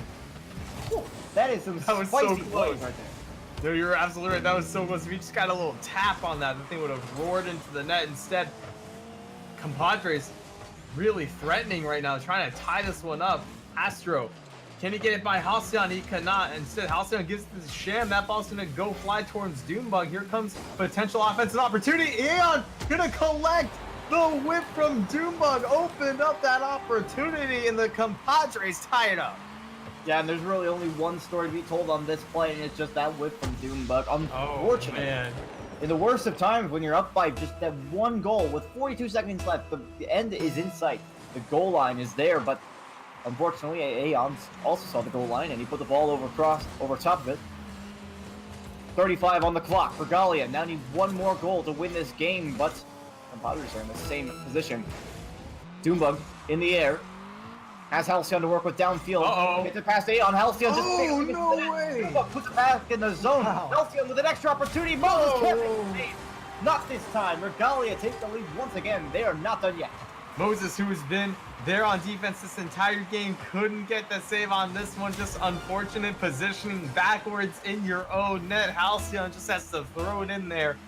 Regalia retake the lead. 20 seconds left in game 2, and they're trying to extend it here as Sham. Here comes Halcyon off the backboard. He gets it. That looks like it might be the final goal of the game. Regalia really woke up after they realized they might actually be threatened here in game number 2. With 15 seconds left, it would be a tall order. Come back from this one for compadres. Hopefully Regalia can hold on to the defense. We'll see the series go 1-1. If they can wait out these 15 minutes here, that face-off will be favorable for compadres. Moses puts it in the zone. Astro for the follow. There's 50-50 neutral. Hang off the side wall. Time quickly running out. This is going to be the final touch of the game. If Shem does it right, Moses trying to keep it in the air into his own corner. This is not looking very good. Doombug actually opts to keep it up. Moses into his own corner. Could be dangerous if they move it down. Moses in the air. Has Aeon to work with. Here comes Aeon! He's pushing up, but he can't make the shot. And honestly, I mean, there's so much that has to be going through Moses' head right there. And I could just see it. I mean, I can't see his eyes, but I could see it in his eyes. He wanted to push that one just that little bit farther upfield, see if he could get onto the backboard, but just could not find the right angle coming off the wall. And there was so much potential there for compadres to get that last second goal, get a little bit of momentum moving into the next game. It was within sight for the compadres to take this game. Regalia, though, coming through clutch to take it by 2. Ooh, it's great. You got to ask yourself, do you think it's definitely worse to let the other team tie the game closer to the end of regulation? That's my opinion. Do you mean, how do you mean? Do you mean tie it? Would you rather have me let the other team tie near the end of I think regulation? this is too difficult for caster math. I'm going to drop this topic as we're going to go right into game 3. Compadres and Regalia. Tied series. Let's see what will happen. Another 5 minutes, 1-1. We're tied up here. It'll be Padres starting out on that offense, and there's a great pass. You can see it coming from a mile away. Aeon bringing it off the wall, finds Astro in the mid, and there was nobody home. That's a textbook pass and play. Excellent job here, and we've seen this already from compadres. Pass plays like this, just getting through that Regalia defense, and there's nothing really they can do about it. It's just too fast for them to react. Or, thankfully for Regalia, there's plenty of time left in this game. A 15 seconds, or a goal 15 seconds, it isn't going to be much of a hit, as long as you can put that one on the board. Doombug, a little bit of interference there from Astro, and this one will get just past Moses. I'm going to keep it in play. This could prove dangerous for Regalia. Touching it out in front of the net. Doombug picks it up. Pass out to Halcyon, blocked out by Aeon. Moses up in the air, gets denied by Sham. We're seeing a little bit of ping pong work, and it makes me wonder, are we going to be able to see Regalia break out of their own end? Because one thing I want to see from them is just that little bit more offense. They had a little bit more in that game number 2. It did allow them to win, but that's going to be a free hit. This could be it. Yeah, that's probably a good amount of offense, I'd have to say. Just getting a little bit of a free net. Nice takeaway from Doombug. It's almost like an anti-caster's curse on this play, Squid, as Doombug was just able to shepherd that one, and we saw Halcyon behind him. Don't know if you want to give him that ball in that open net opportunity. We've seen him love those a little bit, not to be too bashful against him. I see George out here flaming Halcyon just a little bit. With taste, of course. Let's see what can happen here. Ship puts a shot. Gets blocked by Moses. This game is tied, folks. As close as you can get. Tied series, tied game. I feel like this will go to game 5 eventually. I should hope so. Now Sham, finds Halcyon with the pass. Blocked up by Aeon once again. Now Halcyon looking for the back pass. Miscommunication, huge right there. Could have been a massive play for Regalia and take the lead, but not quite. Sham and Doombug, a little bit of an error. Now Astro shot on that. Ooh, wow, that was on net. Great save from Doombug. Yeah, surprising what Regalia and Compadres can do. They're very mechanically sound players. Now Doombug, off the ceiling. Astro will get the clear, and I have to say, this is probably the most even game that we've seen in this series so far. With a rather even shot count, actually an incredibly even shot count, now at 3-3. Compadres earning that one. Past the 3-minute mark, this could honestly go either way. I'm not sure if this game is leaning either side. You know, Squid, here's the thing about this. The teams are respecting each other so much, and that's why it is so tight right now. But this could be the opportunity to demo clearing Astro Hunt out of the defense. Opening that net wide open for Shiv. There's no chance there for Compadres or Regalia are going to take the lead. Plenty of time left to go, but a nice demo there from Halcyon. We will call that one out. I mean, I guess if you can't hit the net consistently, at least let your teammates do it without having to worry about a defender. Now just over 2:30 to go. Shot towards the net. Aeon will touch it away. Sham to keep it in his own corner. Compadres looking to tie up right here. Halcyon will be able to touch that one downfield. Finds Sham. Can't get the redirect on target, but a nice transition nonetheless. Gonna make Compadres respect you, and another respect-worthy shot there. Saved by Aeon. I'm going to try and keep it in his zone, but Astro will get it out, and I'm liking the aggression I'm seeing from Regalia right now. It's pretty safe in every aspect, but they're also looking for passes using that two-man combination to their advantage. Yes, Squid, exactly, and we're approaching a 2-minute mark. Remember, both these teams are currently 5-0 in their pools. This match decides who's going to be in first place, moving on into the final frenzy. At least if the results stand. But man, getting a lot of close plays here. The ball dangerously in front of that. I'm surprised no one from Regalia went up for that. I was just going to check their boosts and see what they were at. They looked like they had enough to be a little more offensive minded on that play. Might just be playing a little bit safe due to the time. And again, yeah, I was actually about to go in on that, Squid. You're right. Yeah. They have a lot of time left, but Astro trying to close the gap. Jam putting it right back, wasting a lot of time. And no, Squid, you're absolutely right. They should play more conservatively. They are in the lead. They're a minute left. They don't want to make any mistakes. We see most of these goals come out because of defensive errors as Moses attempts to put one on. Astro might have the opportunity to crossbar. Best defender in North America coming in clutch for Regalia there. Keeps this goal away from the net. If I'm not mistaken, I do believe I saw Aeon going for a bump against the crossbar defender in that situation. So a very heads-up play. They're trying to pull out these bumps, demos, whatever they can get their hands on, and Astro doing just that a moment ago. Aeon now back out in the center. Astro pops it high. Doombug going to be first in the air. Last 30 seconds. The Padres putting on a significant amount of pressure here in the final 30 seconds. Moses Aeon. Ooh, Not man. quite gonna happen. A nice shutdown on the pass interference, but Astro's going to keep this one playable. Oh, is that Off on the net? crossbar down. Oh, far down. It doesn't go in. Moses there to clean up. He puts a shot on net. Halcyon pitches it out. There's 8 seconds left. Can compadres tie this up? Moses, the shot towards the net. It goes blocked by Halcyon, but Aeon another one. And it gets blocked again by Sham, but this is not over yet, folks. That ball is still in the air. How clutch can Regalia get in this situation, having, I think that was 3 saves on final shots? And there's Aeon, another one. are you kidding me? How long was that? 0 What? seconds. Oh my goodness, how long was that? I can imagine it was at least 10 seconds, Aeon. And compadres not giving up. Tied this game, we're going to overtime. Overtime in game 3, and I can't imagine a better way to decide who's moving to match point first in this series. Very, very even. I don't think we've had a closer match in some time. Here's Moses. Nice save. Astron. So on top of Sham. Doomberg now in the corner. Going to have to make the play here. Sends it out, but it's going to be Moses. Astro maybe searching for a bump. Aeon! Halcyon. Aeon. Man! Just wide of the net.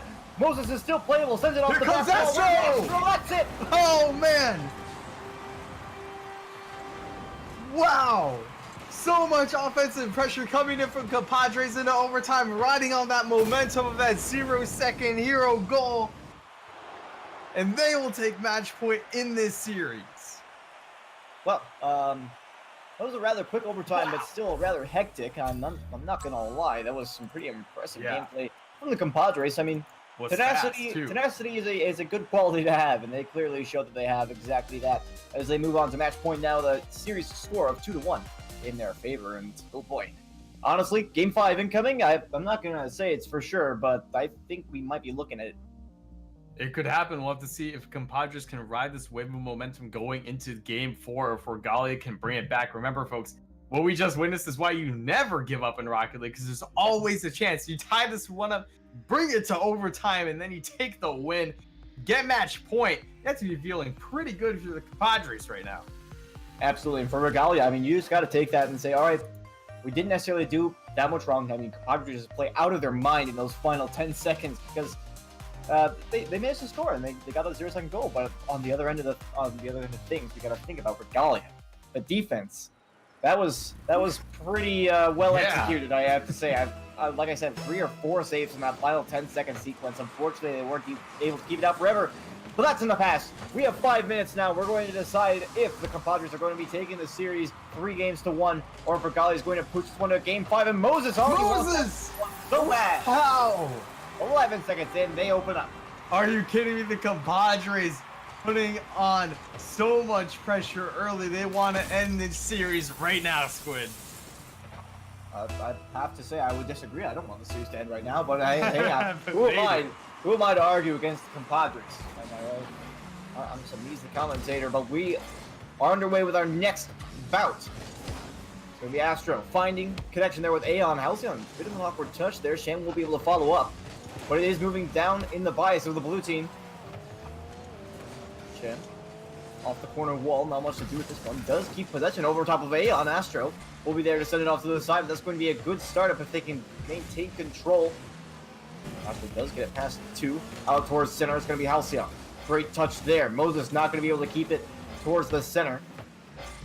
We're seeing a lot of pressure. Both sides of the field really raring to go downfield, and that's good news for both sides. We usually see players start to play safe as we move into these situations where we are facing the end of the series. Yes, wait, remember, that infamous death timer is up right now. You don't get to talk about that. I get to talk about that. I don't get to talk about that, but you do. And right now, Astro has an opportunity. Gets it by Duma. Can he get it past Halcyon? No, but all of Regalia in the same corners could prove dangerous. Here comes Moses above Sham. Excellent job getting that in the corner. Perfect place to put that ball to relieve some pressure.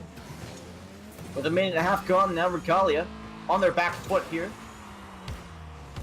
Sham trying to push this one upfield. Does manage it past 1. Looking for the center now. It's off the wall. Aeon, excellent touch right there. Sends it downfield, and they could turn this into an offense after looking for the double. Sends it back towards Aeon. The shot, but Sham is man. Been a great play there from compadres, but Regalia is not going to let it happen with their ever so famous, at least this series, defense. Last series they didn't have to play too much, but they've been showing some pretty good plays off the defensive half so far. Yeah, they have. Let's see what can happen here as Halcyon finds Doombug. That shot goes wide. Astro to collect. Can he get it past Sham? No. And now the offense for Regalia gonna wake up. Can this ball go center? Is an open net, but Doombug a little too slow on the play. He doesn't care, but almost puts it in. Astro getting in there to stop it. There's an open net for the compadres. That's the second time this series that Moses Wow. has made a save on a ball that's crossbar down and looks like it's inevitably going to go in. Man, that man is insane, but Astros is going to take advantage of this open net right here and now. 2-0. What a play. Something that, Oh my God. that Meet and Greek definitely didn't mention before, because I know that he wouldn't do that and betray me when I'm commentating with him, is the Squid, ever famous death timer. Come It's on, in man. effect. It's in effect. I'm sorry, Squid. I got too hyped about it, thinking about it. Haven't heard those words in forever. But right now, That's too Astro long. hungry for more. Can he get the tap off the wall? No, it bounces awkwardly to Doombug. He's going to take possession. Halcyon. Regalia running out of time. 2 minutes left. They have to tie this one up or else they will fall in this series and will lose first place in their group. And most importantly, we won't see a game 5, and that would be an absolute Yeah. catastrophe. So please, Regalia, we want to see them bring this one back. But 2 minutes on the clock. It's going to be a bit of a tall order, especially with all the momentum that compadres have, but this might be their chance. Halcyon lurking in midfield, looking for this one. Wow. I'm not sure what to think of that play. Astro got on top of that ball and barely moved it past Halcyon, making sure he didn't get a single touch on that play. Excellent defensive read as Sham puts a shot on. Astro, great backboard defense. Aeon, looks like Astro or Moses. One of them is going to go for this. Little communication error there. But it doesn't matter. There's only a minute 20 left in this game. Compadres up by 2. Astro bringing this one downfield with the air dribble. Can't get the bump on Halcyon. Just trying to gain as much ground as he can, and he did a fantastic job of it. Now with only a minute 10 left, Regalia have to put something together very quickly here. The compadres are very satisfied to just zone out their opponents at this point. They're doing a great job of it. Doombug on the side. The buzzer sounds for 1 minute. No more boosting the tank. It's going to be Aeon to tap it nice and safely off to the side, but Sham able to return it to the zone. Halcyon dunked by Astro on the defensive play, and a double commit on the offensive half for Regalia is going to allow them to clear all the way downfield. Astro looking for the backboard, finds Halcyon, but that regardless wastes a lot of time. A 38 on the clock. Moses out of his own corner, unable to get it too far away. Now Doombug looking across the field, but Astro's going to take it away. Has an opportunity for a double tap, puts it in. Whoa. And that might be the final nail in the That's coffin. it, Squid. I feel like that's going to end it here. What an excellent double tap from Astro. A long double tap. Hits that one way downfield. Just gets the nice backboard rebound. Compadres up 3-0. Game 4 looks like they're going to be able to take this series. Halcyon going with an aggressive face-off strategy, grabbing the side boost, but looks like that might not be enough. 20 seconds now approaching. And has passed. We got a 3-0 scoreline, and I'm going to have to call it at this point. Unfortunately, I don't believe there's enough time for Regalia to make their comeback. As we tick down into the final 10 seconds, it looks pretty decided that compadres are going to take this series 3 games to 1 and move on to be the top of their group. Unfortunately, Regalia will take that 1 loss, but they're still a force to be reckoned with. And I'm fairly certain that we might see them moving forward out of this stage. Rule 1 in effect right now, folks. That ball can't touch the ground. Let's see who gives up first. Oh, Astro's going to let it touch. Compadres take this series, Squid. And what an excellent one, too. We saw 3 amazing series tonight, but we still have more left. The Compadres, just looking at the pool right now, they're going to be moving up to the top of their pool. Congrats to them. They're going to be, I believe, if the standings stayed like this, they're going to be moving on to next week's Final Frenzy. Man, it's good. That was fun. It was so exciting to watch that, and this was a fairly exciting series to watch. But compadres, they did just pull ahead, and they played better in that last match, and they didn't have too many shots on the net. Just looking at it right now, they actually got outshot 4-7. But their zoning was incredible. After they got that lead, they knew that they just had to keep Halcyon and his team away from their own net. Just put them on the orange side. Just get long clears. Just let them do their thing as long as they're not crossing your own goal line. They managed to do that incredibly well and take a solid 3-1 victory. But like I said, Regalian, not a force to not be reckoned with, I suppose, is the way I'm trying to word that one. You're going to want to watch out for them because we saw them take a series fairly solidly earlier on against Relentless. But that's going to be doing it for this match. We got some more action coming to your way. And a caster swap. And a caster swap, unfortunately. Yeah, we're gonna give it over to Vaudable and Sniper Gus. They're gonna take great care of you folks. They're gonna hit you with a spectacular cast for the evening. I was hoping they wouldn't notice. I wanted to do more, but I guess I have to make room for my guy Vaudable. Oh man, they'll come in here. They're gonna do a great job. You're watching the Fall Frenzy Renegade Cup November Monthly, sponsored by Psionics here on Nexus Gaming. We'll be right back.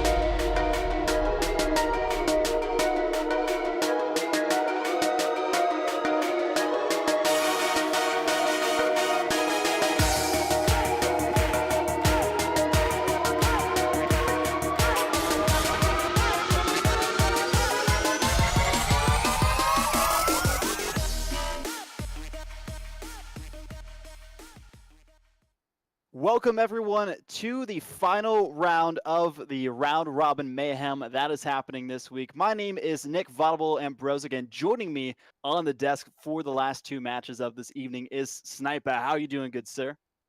I'm doing absolutely fantastic. Watching the first part of the stream, some really good games, and we've got another just classic matchup coming up in the Dudes versus Afterthought, with a #1 spot in the group on the line for this one. Both teams come in 6-0, so they are fighting over a higher seed, and just kind of that bragging rights of being able to say, hey, we swept our group.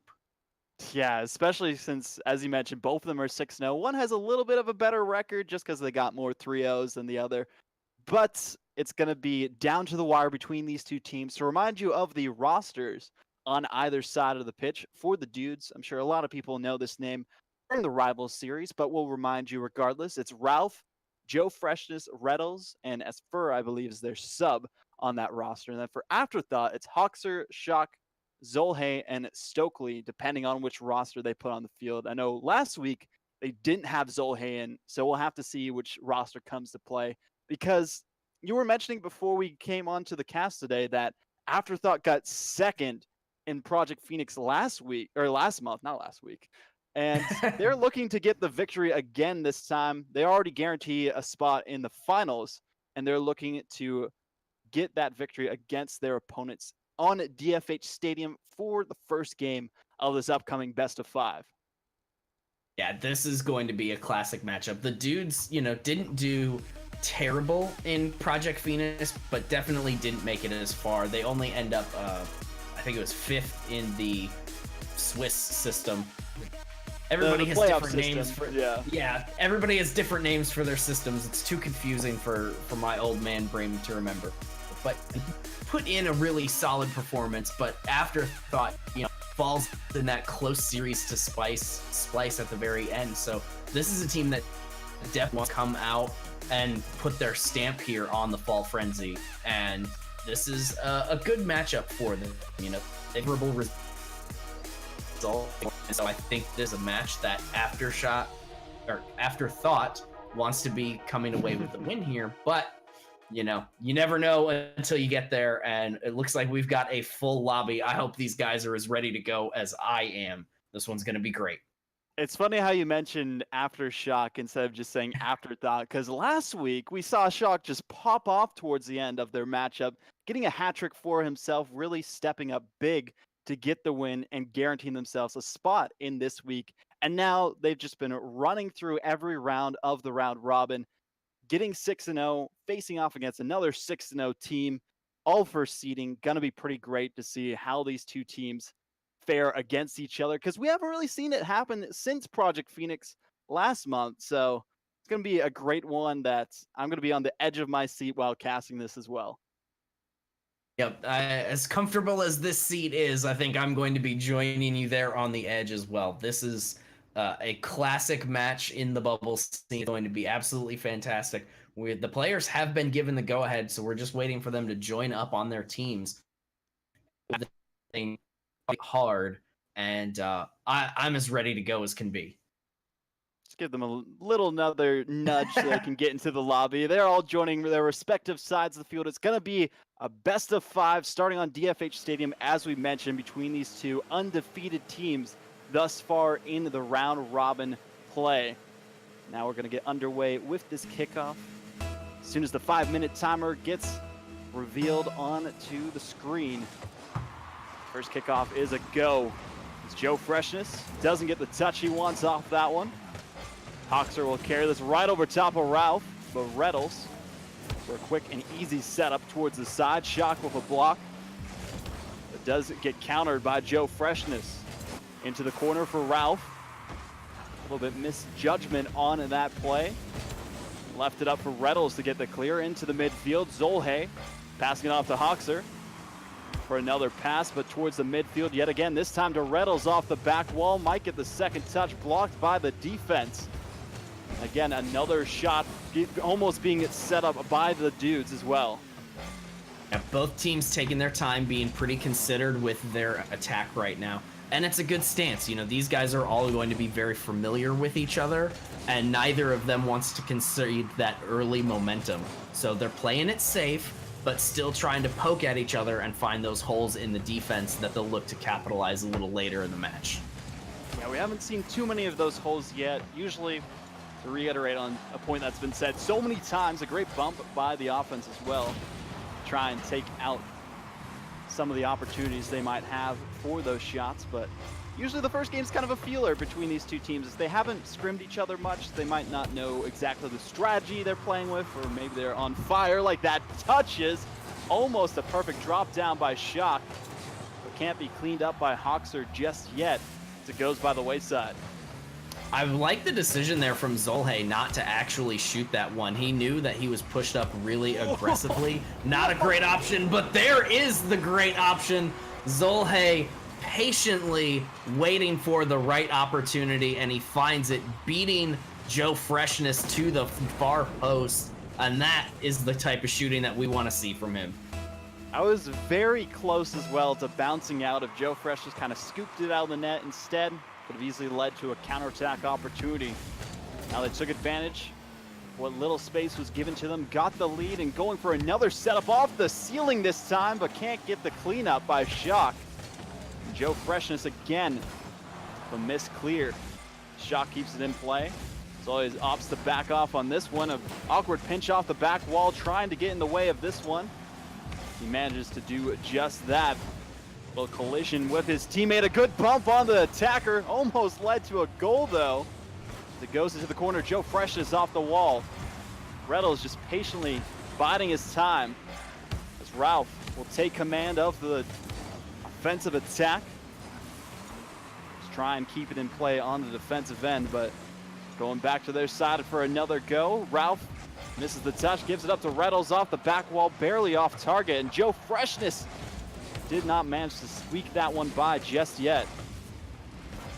Some good offensive presence from the dudes. We haven't seen a lot of them actually taking shots yet, and they were under a lot of pressure in the first half of this thing. So it's good to see them getting some offensive possession of their own, but they need to get more shots out of it and not give up the counterattack quite so easily there. That one was pretty tenuous for them. They're lucky to get out of there without allowing the second goal. Yeah, very dangerous bounce on that shot by Afterthought, but was blocked out by the dudes. Might have a chance here to get something going into the corner. Zolhe just going to take control of that ball.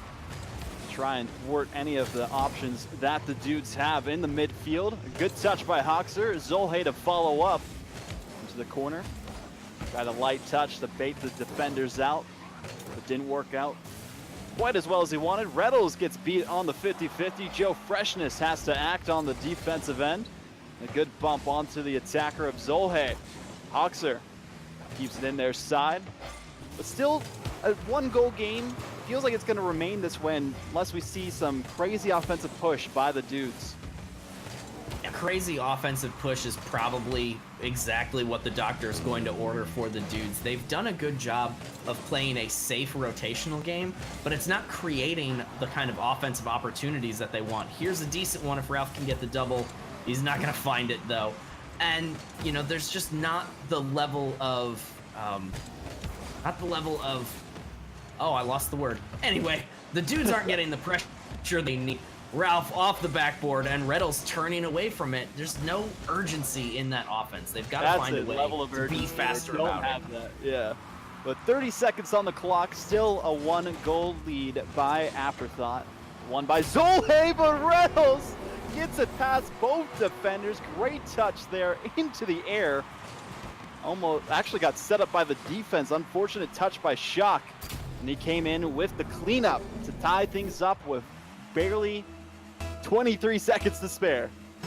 Yep, and Ralph actually not getting any touches on that ball there, but he does a really good job of just confusing the defense by looking like he's going to touch the ball. So then the defense doesn't put it where they want to, and it sets Reynolds up for that boomed shot right over the head of Zolhe. Zol just doesn't have time to react to it, and it gives them now the tie game. Probably going to go to overtime unless the full court carries on. Ralph smartly dropping that one. Doesn't want to keep the pressure up. So we're going to overtime in game one. That didn't take us long at all. Yeah, we're probably going to see a lot of overtimes in this series, or the remaining two we have for this evening, but a great touch by Reynolds again towards the net. Not enough to push past the defense, though.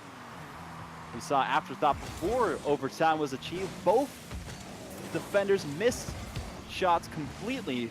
So if you're the dudes, you just want to put on as much pressure as you can and maybe force some mistakes out of Afterthought in the midfield. It's Hoxer going to try and carry this himself. Couldn't get it past all three members of the dudes. Has to rely on his teammates now to keep up that pressure. Will quickly fizzle out towards the midfield. We might have another go at this one towards the back wall, but have to back off on the play for just a few seconds, as there might be a, what was that clear into the center of their net, right into the clutches of Shock, and he was just waiting for that Amazon delivery. Yeah, Reynolds doesn't have a lot of good options with that one. The ball just kind of ends up right in front of him, and he's already pushing it towards his net. And with no teammate across the field, it's like he can either hit it and then it's a pass, or he can try to dribble it and hold on to the possession. Just a terrible place to be in there, and Shock smartly in the right place to take advantage of that one. That'll put Afterthought up 1-0 here in this round 7 matchup. Shock just the defense of the dudes was just caught in between Shock and a hard place, as you mentioned. They were stuck on their defensive end. They didn't have any options, and then Shock just knew exactly what was happening, read the play completely, got the touch he needed, was in position, and that's all we saw from Afterthought. Great positioning that entire game. But now going into game 2 on DFH Stadium between the dudes and Afterthought, the dudes are going to be looking to strike back with vengeance and fury. So we have another 5 minutes on the clock. They don't want to repeat what happened to them in Project Phoenix, and already Hoxer, a great shot towards the net. Zolhe keeping up that intensity. Will be knocked away by Ralph towards the midfield. Hoxer again going for another pass. Got the flip reset off the back wall. Zolhe with the finish off the crossbar, and in some masterclass play being showcased by Afterthought. 10-10 effort play from Hoxer right there, feathering the boost to get up to that one, and then a very precise set of touches to get that played off of the backboard and down to his teammate waiting for it there. That is the kind of play that gets you to second place and into the finals of events like this. That was absolutely beautiful work from Afterthought. Now there's another pass by Zolhe. Does get blocked by Ralph. A great clear by Joe Freshness. The rotations have been on point so far by Afterthought. Shock, the pre-jump of the century, going for that block in the midfield. Joe Freshness trying to get something going for his team. Anything at this point. They are just being pressured and suffocated on the defensive ends. Shock, again, keeping it in their side. A great touch by Reynolds for a setup almost for Ralph. Joe Freshness trying to clean things up on his own end, but a double commit works out. I guess a 150 challenge by Afterthought. They have another chance of an offensive attack. Does get cleared towards the midfield again, but these consistent midfield defensive plays by Afterthought have just been paying dividends for the pressure they're putting on. Yeah, the pressure game has been really on point from Afterthought, and that's a good thing. Hoxer to Shock puts him up 2-0, because Afterthought hasn't looked super great on defense. And how do you make up for that? Just be on offense all the time. Get passing plays like that one and their first one. And it doesn't matter how tenuous your defense is, you can still win games. Ooh, up 2-0. Well, now 2-1. I called it a little too early off the kickoff. Joe Freshness just biding his time for the opportunity to strike right past the defense. Perfect moment. And we saw a lot of those kickoff goals work out well for Cloud9 in the World Championships just a week ago. Maybe that's exactly what the dudes need to work out for them to take down another titan, this time of the bubble scene of Afterthought. There's still a little over 3 minutes remaining for them to try and tie things up. Give us a second overtime in this best of 5. Try and get that #1 seed in their pool going into the final week of Fall Frenzy. It's a great pinch. Leads up to an opportunity, but a good clear for Reynolds to get a touch. But every time they're in position for those blocks on defense, just been on point so far for Afterthought. Yeah, Afterthought has cleaned up their defense a pretty good bit here since the previous game.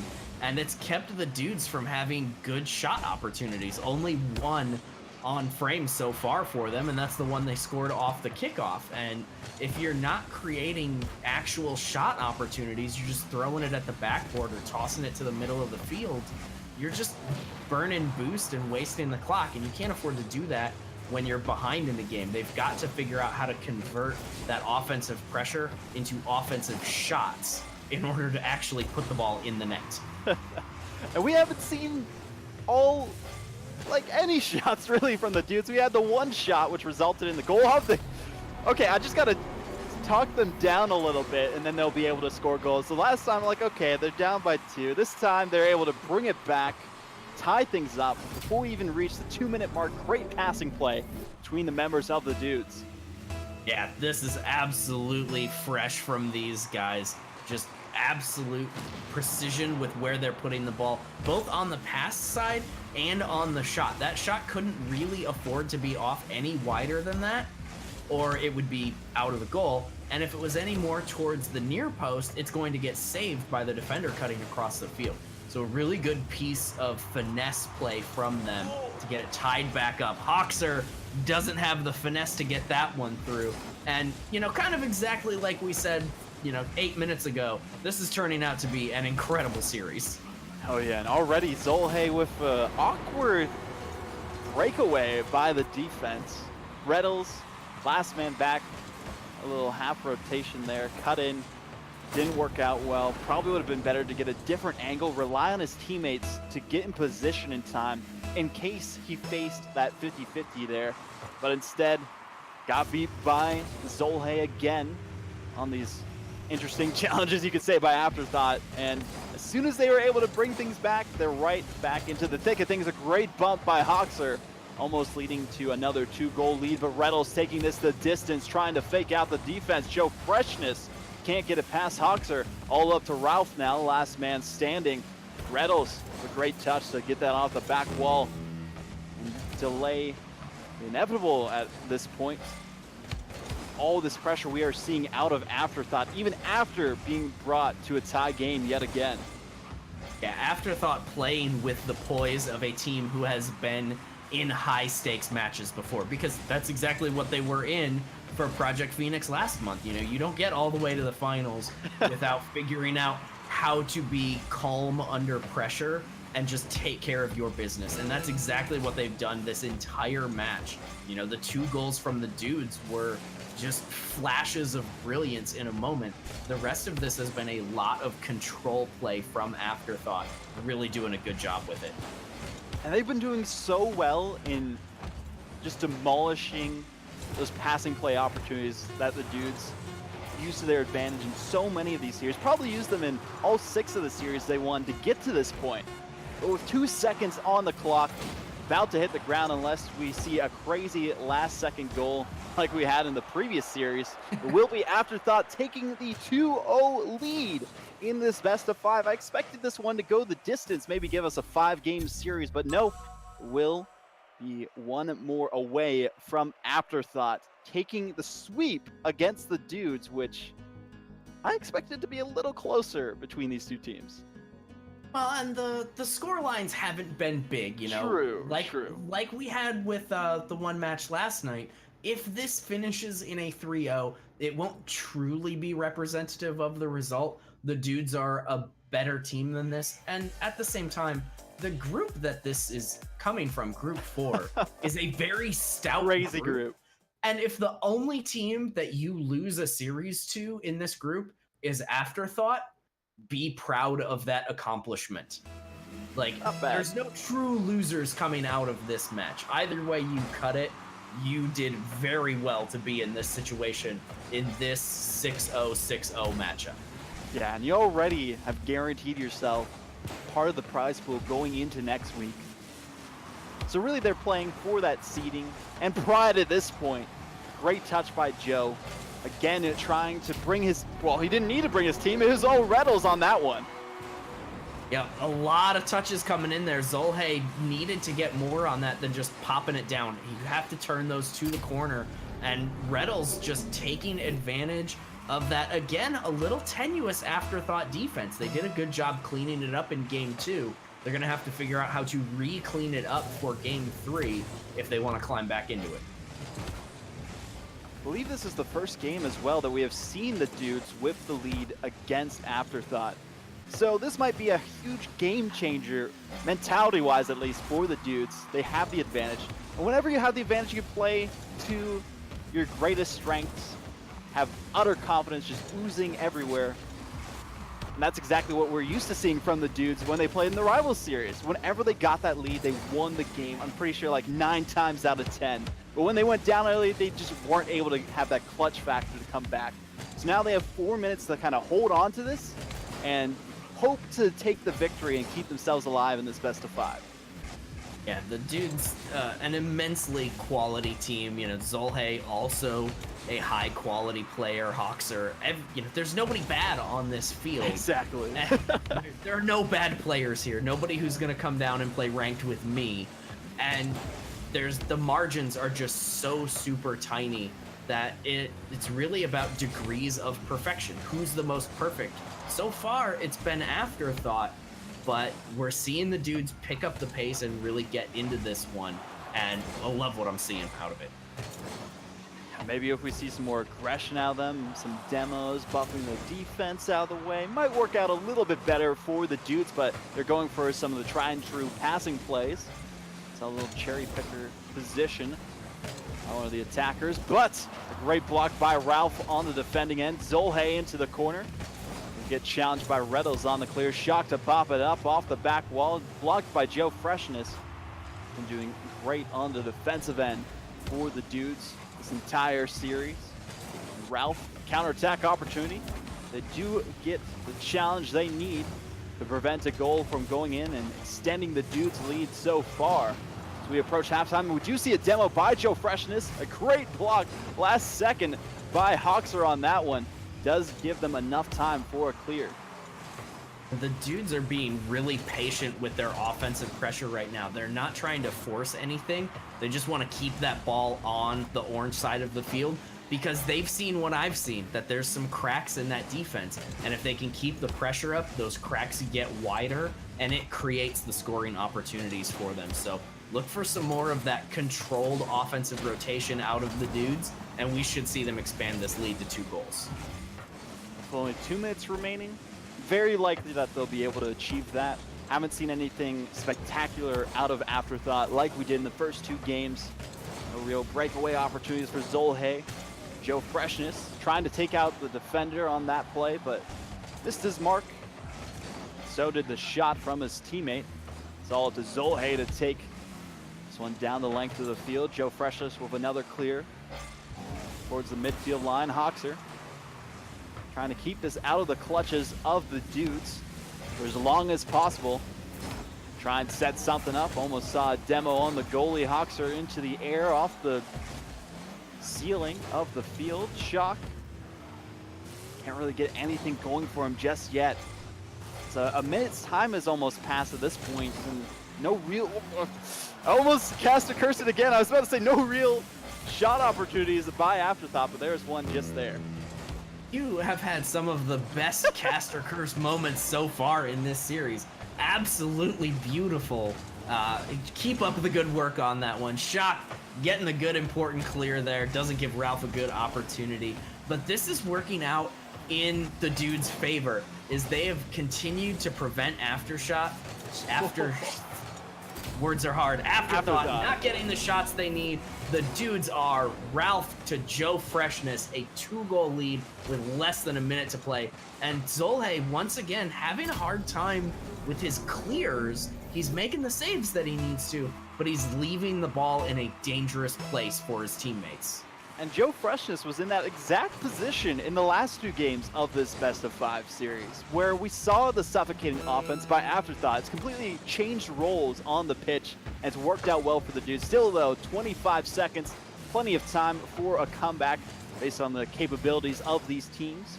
If Afterthought want to clean things out early, they need to get a goal now for them to have a chance, at least mathematically. 12 seconds now for the dudes to hold on to this lead. Pretty much inevitable that they get the victory, keep the dream alive, and might as well get another goal. This one for Joe Freshness, his 2nd in this game.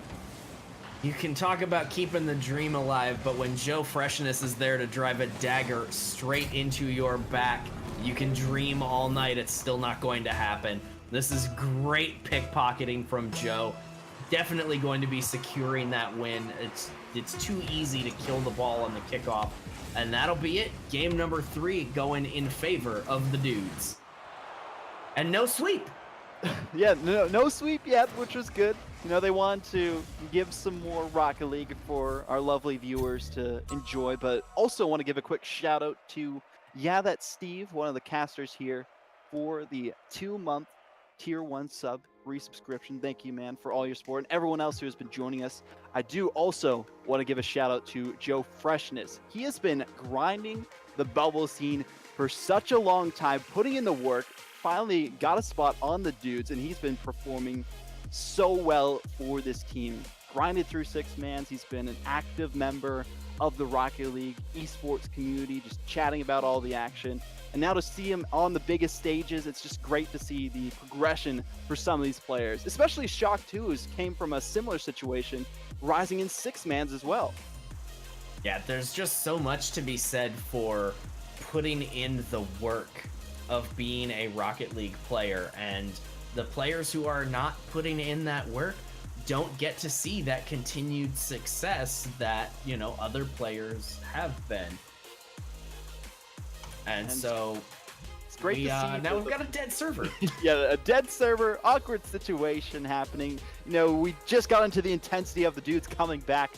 Now we just got to get that all reset and get into this next game. But do you have any predictions, Sniper, for this next one? Do you think Afterthought are just going to be like, you know what? We gave them a game. We felt sorry for them. So now we're going to take one, get the victory, 4-1, or 3-1, sorry, against them. It's not a best of 7. What am I thinking about? But, we'll get this game underway quite soon, and I'm excited to see how these two teams fare again. You know, I think when you reach second place in an event as big as a Renegade Cup monthly, I don't think you come back the next time willing to give any quarter. I think Afterthought wants to come out and absolutely crush every single opponent that they have, and they just showed their weaknesses just a tiny little bit in that one, enough for the dudes to take advantage of it. I firmly expect that we are going to see a recharged and revitalized Afterthought coming here into Game 4. They definitely want to put this away. They do not want the Game 5, because then it's like, ooh, you know, we just dropped 2 in a row. Afterthought wants to put this away right now. And they'll have a chance to do that. All members of either side of the pitch are in the game, getting underway with the next one. Currently 2-1 for Afterthought. This dude's got a triumphant victory in that last game against their opponents, shut them out. 3 goals. Joe Freshness getting 2 of his own, and there's a chance for Ralph to put 1 on the board. Reddles pass it off towards the back wall. A chance for Joe Freshness to just perform amazingly with that shot off the crossbar. Yep, and the double commit not hurting the dudes at all, because Afterthought just doesn't take the right angles on that one, and it's a really hard situation to be in. You know, you can't go out and challenge that ball on the backboard because it's coming from a weird angle with a lot of velocity. So you just kind of have to guess which angle the shot's going to come from. And that's made more difficult when your opponents are themselves double committing. So you don't truly know who is taking the shot. So you don't know which angles you actually have to try and cut off. A very tough defensive position to be in for Afterthought, but exactly the kind of opportunities that the dudes need to continue making. That was a spicy shot. Very well done by Hoxer to get that thing thrown away to the side. Yeah, the reaction was on a point by the defense. They were able to get a counterattack going right afterwards. Some great pressure being put on by Afterthought. You mentioned it, they do not want to give an inch to anyone in Fall Frenzy, so they can take that victory, guarantee themselves a spot in the February Renegade Cup. That Splice ripped away from them after getting that bracket reset in Project Phoenix. Now there's a chance for a touch by Joe Freshness for the clear. Zolhe pop it down towards the back wall. Missed by Joe Freshness on the defensive end. Let's buy some time for the offense of Afterthought. Does get beat out by Reddles. Shocked with not the greatest of touches. Gives him a perfect lane of entry into that net. And that's been almost the the anthem in this game, or excuse me, in this series, is that we see good saves, you know, good touches on that defensive wall, but not good enough to get the ball cleared away from the danger. And the dudes have had the full Shark mindset of we need to be there to clean up after that, put those ball in the net. And so now the dudes up 2 goals here in game 4, and they're saying, yeah, we can get the reverse sweep here. We can be a #1 seed going into next week. They just have to hold on to this lead and guarantee themselves a game of 5 against Afterthought. This will be a situation they haven't been in yet in this Fall Frenzy and in Project Phoenix. It happened last month. Still a little bit over half a game to be played. Great touch by Shock. Blocked away by Ralph on that one. Now into the midfield. Gives him perfect opportunity. Throw that at the defense. Joe Freshness wins the 50-50. Now Reddles trying to strike true, but only strikes into the attacker for the demo. Now again, 50-50 won by Afterthought. Zolhe with another pass towards the back wall, knocked away by Joe Freshness. Shock. The angle and the setup and the finish by Hoxer. Beautiful passing play here. Zolhe trying to do some work against Joe Freshness, but it doesn't work out for him. But Shock says, I have your back, homie. The clear was not in the right place, and Shock ready to put the pass over. Hoxer doing his part on the other side. He's got a challenging shot there with a defender right in his face, but he is equal to that task, and that's an important goal. It puts them back in the momentum because they didn't score any last game. So this is their first one in about 7 minutes of Rocket League. They need to find another one here pretty soon if they want to fully reclaim the momentum. Potentially get that overtime, thwart any possibility of a game 5 between these two teams. It's really on the shoulders of the dudes. Keep up this lead, eliminate the pressure they've been facing by Afterthought. We saw an opportunity for Shock. Hoxer, a good block, sets up Zolhe. Take a pass. He dribbles himself out of that one. Good demo though. Trying to reclaim some positioning for his team. Joe Freshness again on the defensive end. Another touch by Zolhe. Main offensive striker so far in this series for Afterthought, as a awkward touch by Hoxer does give it up to Shock. Zolhe with one of his own. Will leave plenty of time for Reddles. Set up Joe Freshness on the clear. Lost the 50-50 though. But minute of play remaining. A great touch by Hoxer. No, the own goal by Reddles. He jumped a little too late on the play. Very dangerous indeed. Led to a tie game between these two teams. Reddles just not sure what to do with that one. He's late on the jump, as you said, and then doesn't realize that that ball is actually going to hit the backboard until it is too late, and it comes off of him. A very, very unfortunate sequence of events if you're a Dudes fan. Reddles almost making up for it in dramatic fashion, but that one is cleared away by Shock. Oh, what a redemption story that would have been if Reddles had made that shot.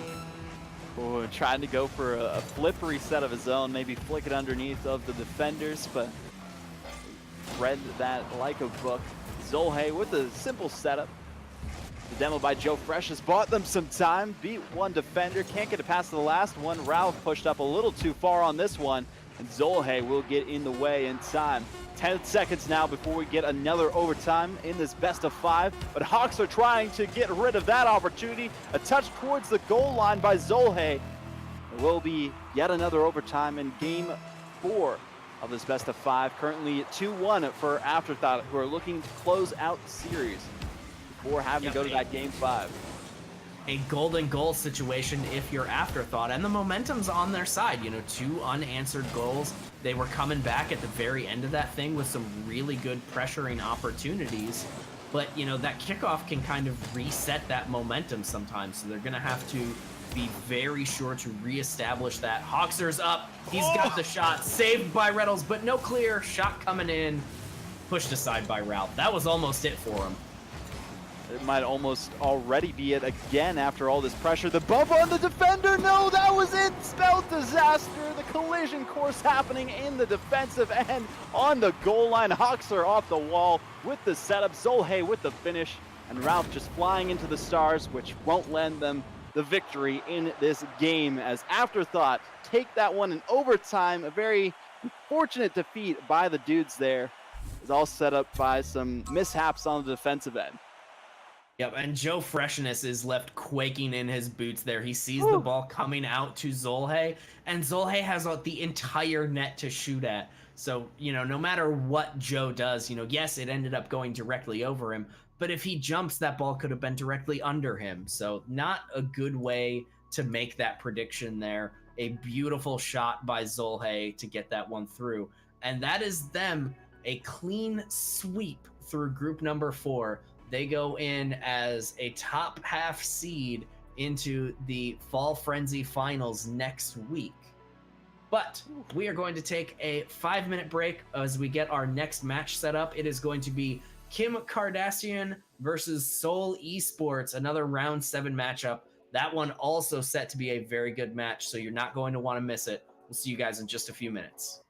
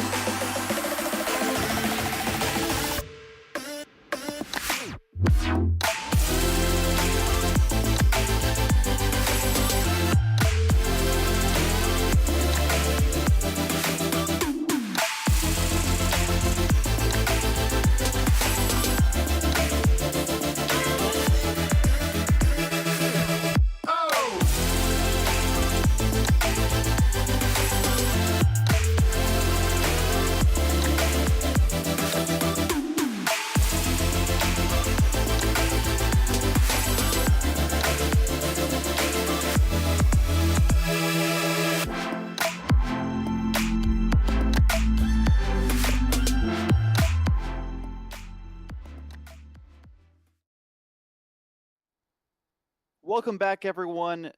We are here with another matchup in round 7 of Round Robin Mayhem here for the Fall Frenzy, the North American November monthly for the Renegade Cup. So we have another great matchup, but this one actually has something on the line. The winner moves on to next week. The loser, unfortunately, gets third in their pool, which I'd say has probably been the pool of death so far. RBG Esports already made it through. It is Seoul Esports facing off against Kim Kardashian. It's going to be a crazy matchup between these two teams. Absolutely. Once again, we've got two teams and no poor quality players between them. Rapid, Kep, and Relly over on Kim Kardashian. They come out of the Swiss system last week in 3rd place, whereas Seoul Esports came out 12th or 14th. However, Seoul Esports played in last month's Project Phoenix and put on a pretty good performance over there as well, taking a top 4 spot in Rivals Swiss system. So Seoul Esports, a team we've seen around for a while, Bork, Nap, a Savvy Seal, and Raw Greg. Though I am getting reports that a Savvy Seal is not having any power right now, so looking to be seeing Raw Greg the substitute in his place.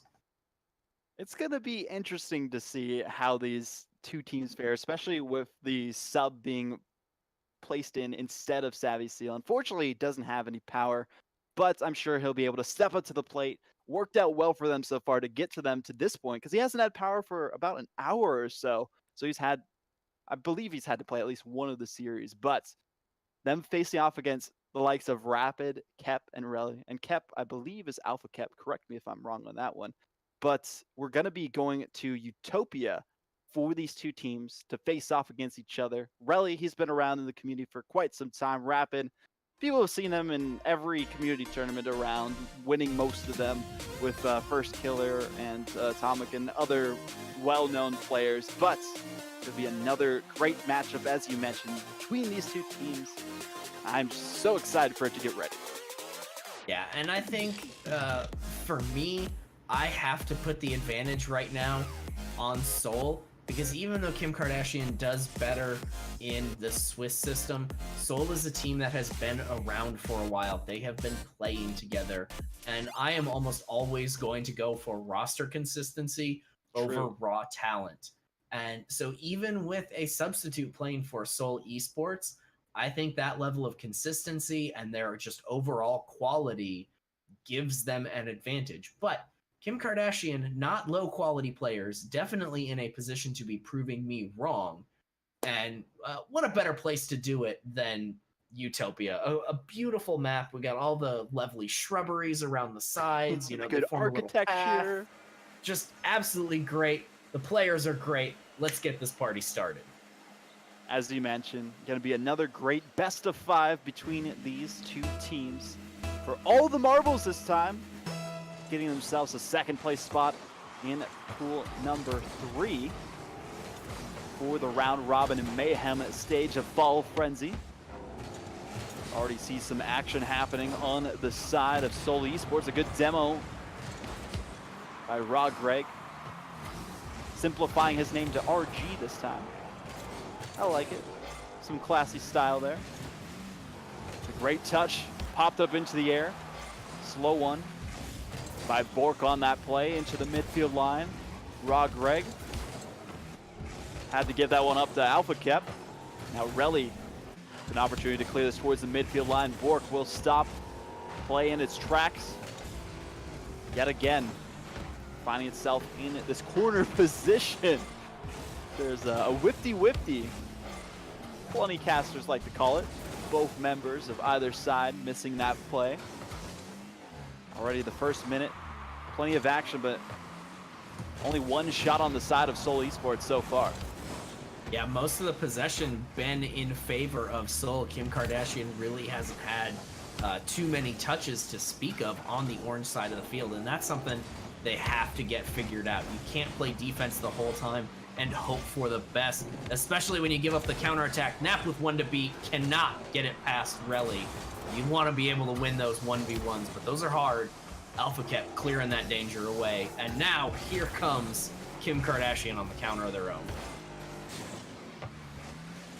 See another attack happening by Seoul Esports. quickly knocked away by Rapid on this one.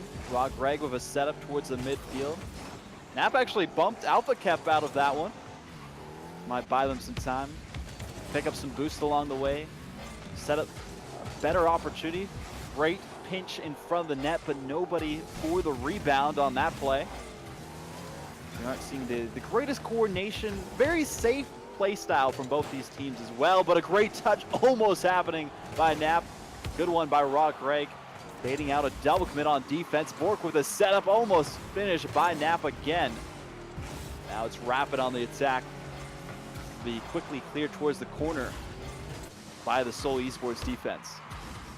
Yeah, Rapid with what looks to be a really good opportunity on that one, but he didn't have the boost. Relly, another good opportunity, but that one cleared away by the waiting Seoul defense. And Seoul has just done a tremendous job the first half of this game, keeping the pressure up, and the misses in front of the nets are just piling up really for both teams. And we've had 3 minutes of Rocket League and no goals. This is insane compared to the, we've had 4, 5, 6 goals in all of our previous ones. And now it's like, yep, 3 minutes, nothing. But they're just poking at each other right now. It's that feeler game, as usually the first game is in a best of 5 series, but now Rapid had an opportunity, set up his teammates on that one. Relly trying to get the finish on his own. Some Alpha Kep will cut rotation. Try and keep up that pressure on the defensive end of Seoul Esports. Raw Greg to clear it away. Following up, taking their boost away, limiting the options of the defense of Kim Kardashian. We are approaching only a minute remaining and still 0-0 between these two teams. A good touch though, and the finish by Bork, set up by Raw Greg. Bork playing the cherry picker there, gets that one down, and Rapid just kind of dumps it away. He doesn't really know what he's doing with it, and Bork gets snuck in behind him. You don't typically expect, after you just get that boost, the offensive player to come in behind you there, because there's nothing for him. But he gets in anyway, and he's left unaccounted for. Raw Greg doing his part to get that ball there. A beautiful passing play, and Seoul Esports, the only goals to speak of so far, 4 minutes down. Yeah, I was about to say, don't speak too soon. Kim Kardashian almost able to put one into the back of the net. Looked like that was Rapid on that play. Still 48 seconds remain for them to have a chance. Now the overcommits are coming out on offense for this Kim Kardashian squad. Good demo by Bork. 2 demos by Bork make it. It's Raw Greg keeping up that pressure, making it ever less likely for a comeback to happen. It could have been a finish there to extend the lead and an even stronger cushion against a potential comeback off the wall. Almost finished by the attacker. Rapid on the clear. Bork towards the midfield line as Rapid passing it back to Relly. Keeps it up in the air. 8 seconds for Kim Kardashian to try and get a last second drive all the way down the length of the pitch. It's gonna hit the ground. Oh, not hit the ground yet. In the air. Was gonna get touched by Raw Greg. Almost finish off the crossbar. Will finally hit the ground as Seoul Esports take game 1, but not as confidently as they would have liked.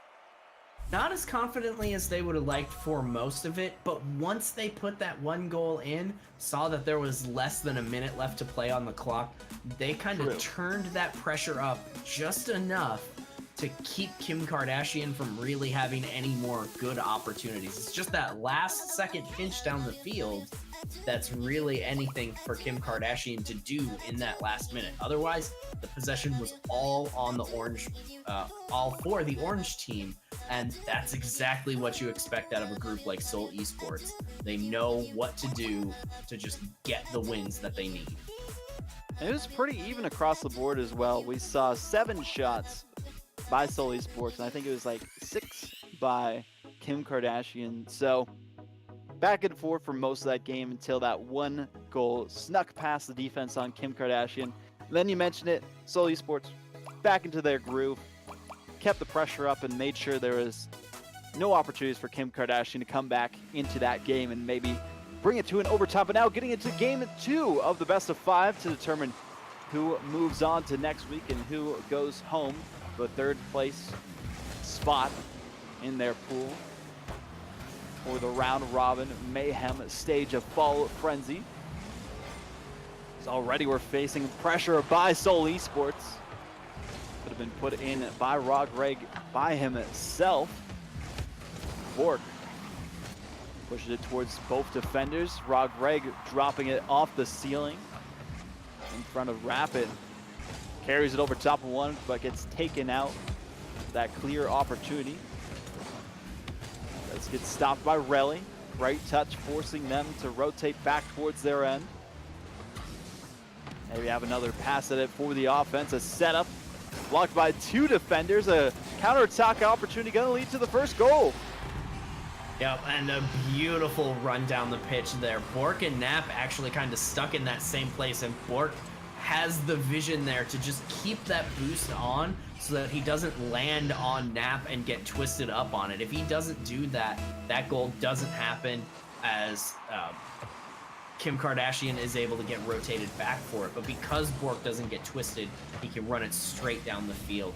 And, you know, I was a little worried for Seoul Esports, you know, coming in with a substitute, that maybe they would have lost a little bit not having Savvy Seal there.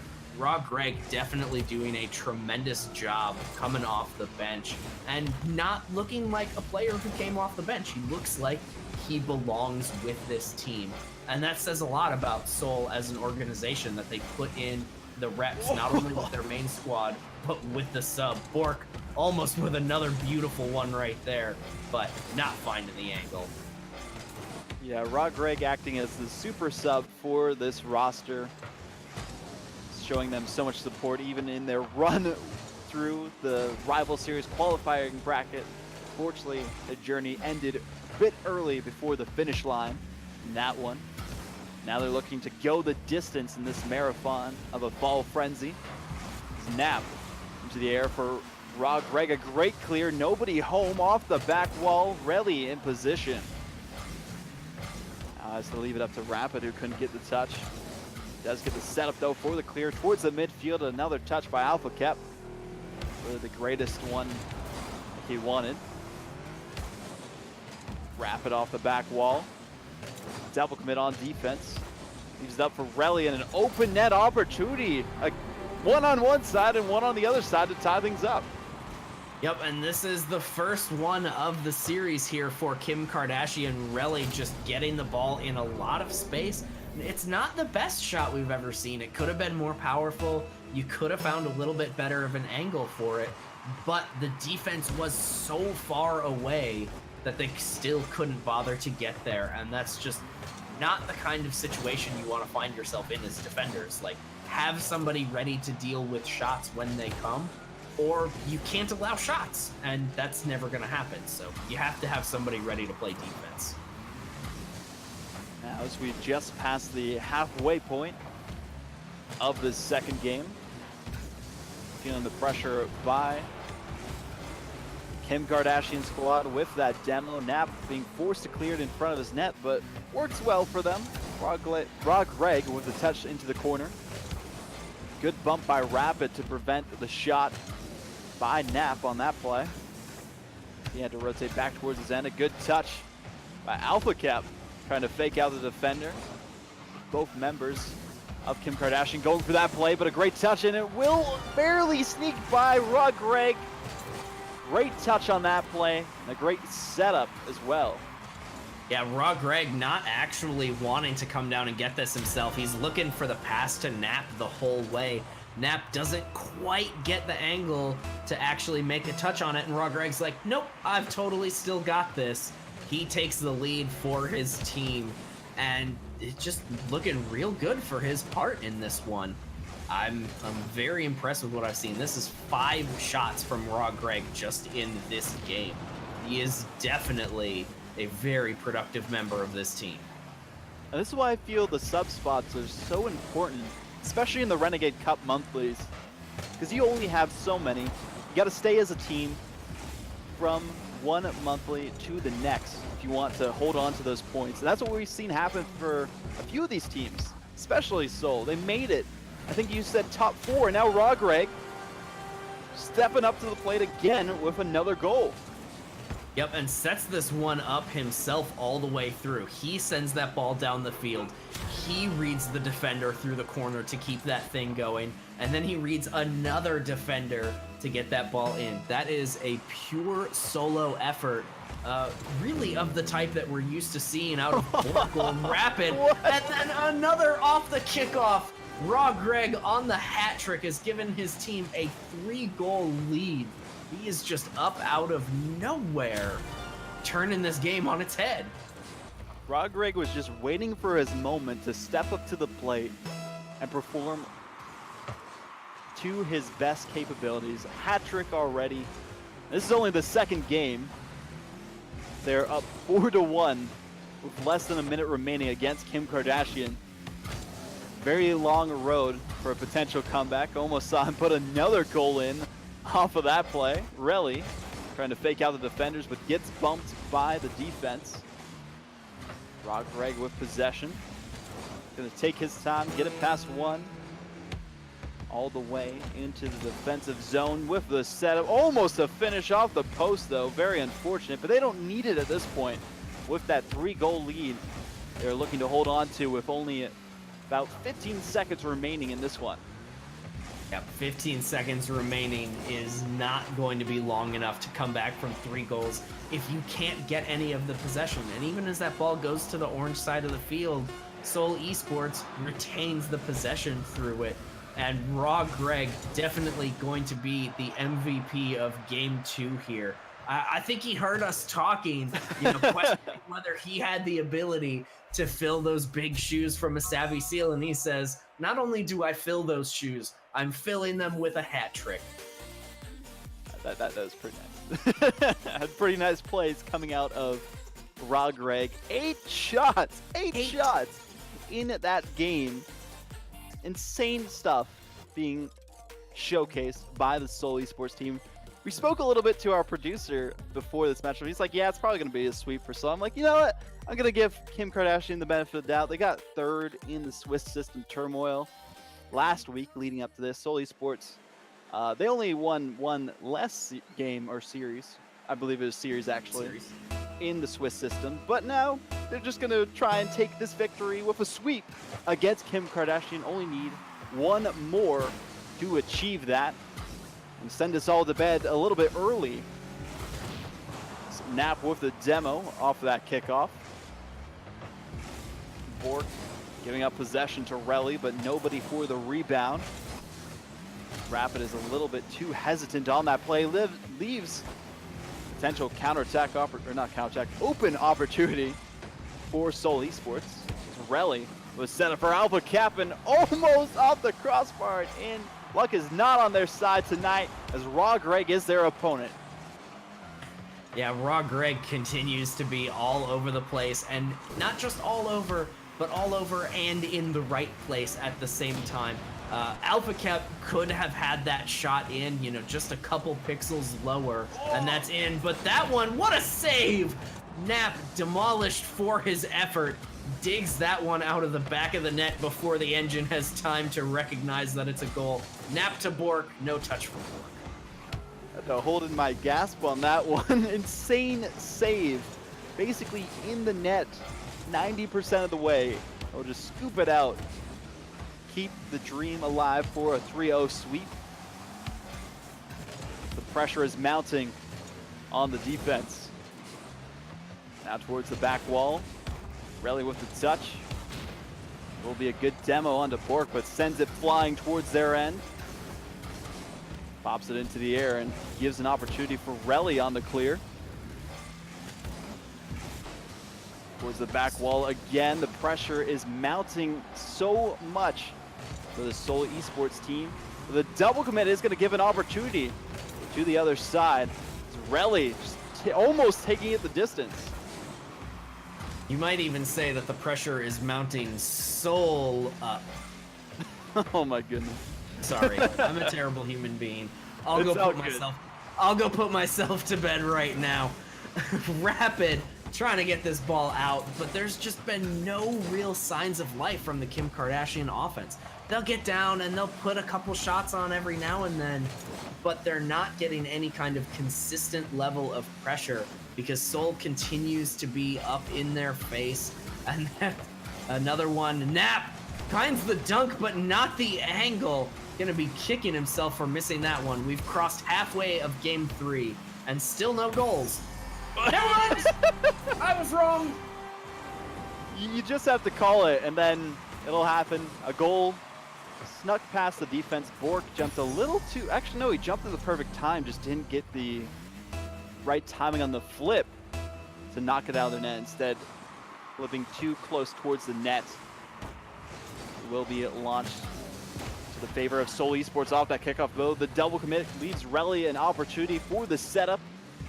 Maybe a potential comeback in the series if they can strengthen this lead. A shot towards the net. Nap barely inching that one away. A great touch. Pressure. We're seeing so many more double commits by the Seoul Esports team as they are getting desperate for the victory. They don't want this to last any longer, and Raw Greg saving the day for Seoul Esports, tying things up. With those initials, he might want to consider changing his name to the Real Gangsta at this point. That is 4 goals in the last 7 minutes of Rocket League, and he has been putting in work for the Seoul team. Bork finding him the right angle on the pass, and that puts him right back into this. You know, this is game number 3 of, you know, what could be the clutch match for Seoul Esports. They find a way to take the advantage in this thing. They, you know, move on, get themselves a piece of the money, move on to next week, and send Kim Kardashian packing. Now with only 1 minute and 25 seconds remaining, Seoul Esports with a good, I'd say an okay strike towards the back of the net. It went a little bit wide off the mark. We're seeing a lot more confidence out of this Kim Kardashian squad after they got that first goal. If you're Seoul Esports, you have to be careful not to make those double commit mistakes, which led to that first goal by Kim Kardashian, but a great touch save by AlphaCat on the goal line.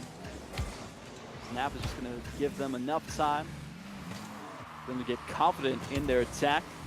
Try and get a counterattack going himself. Clear towards the midfield, actually all the way towards the corner of their opponent's end. AlphaCat now has a chance of his own to try and dribble, show off those solo plays. Pulls off in 1v1 style on his streams. Goes into the corner, AlphaCat again. Can't get it past the defense. A good bump by Relly. Nobody for the reception. Will be actually sent back to Nap. Now Relly with possession, popping it down for his teammate. A great touch, and that'll be all they need for the lead again. Relly to AlphaCat one more time puts them up real late in this thing. And I'm really surprised we have not seen Rapid putting the ball into the net at all. And, you know, just from initial impressions, I would have told you he was probably the rock of this team, but he has been very quiet offensively. But Relly, AlphaCat making up for it in this one. Raw Greg not finding the angle, but this one's not over yet. Bork is up. He finds it. Rapid with a great save. We've still got a little bit of time, but Seoul has to make the full court carry. Kep smashes it into the ground. We are going to game 4 as Kim Kardashian steals this one late on a beautiful passing play. As you mentioned, insane passing play between Relly and AlphaCat for both of those goals that happened. Able to get the one game they needed to get themselves back into the series, prevent the sweep from happening. B-Dog was wrong. I'm calling him out on this one. But we will be going into the next game to see if Kim Kardashian can have a second verse, same as the first, or if Seoul Esports are just going to crush the hopes and dreams of Kim Kardashian after their stellar run so far through Fall Frenzy. As we go into the next game in just a moment. I'm really looking for Seoul Esports to kind of clean up some of those plays. They had way too many double commits on offense, which led to their demise in that game. Yeah, when you're double committing, you create a situation where both your players are in the same space. So effectively, you've taken one of your players off of the field. And that opens up the passing lanes that Kim Kardashian was able to use in order to score. If they can cut that out, they can win.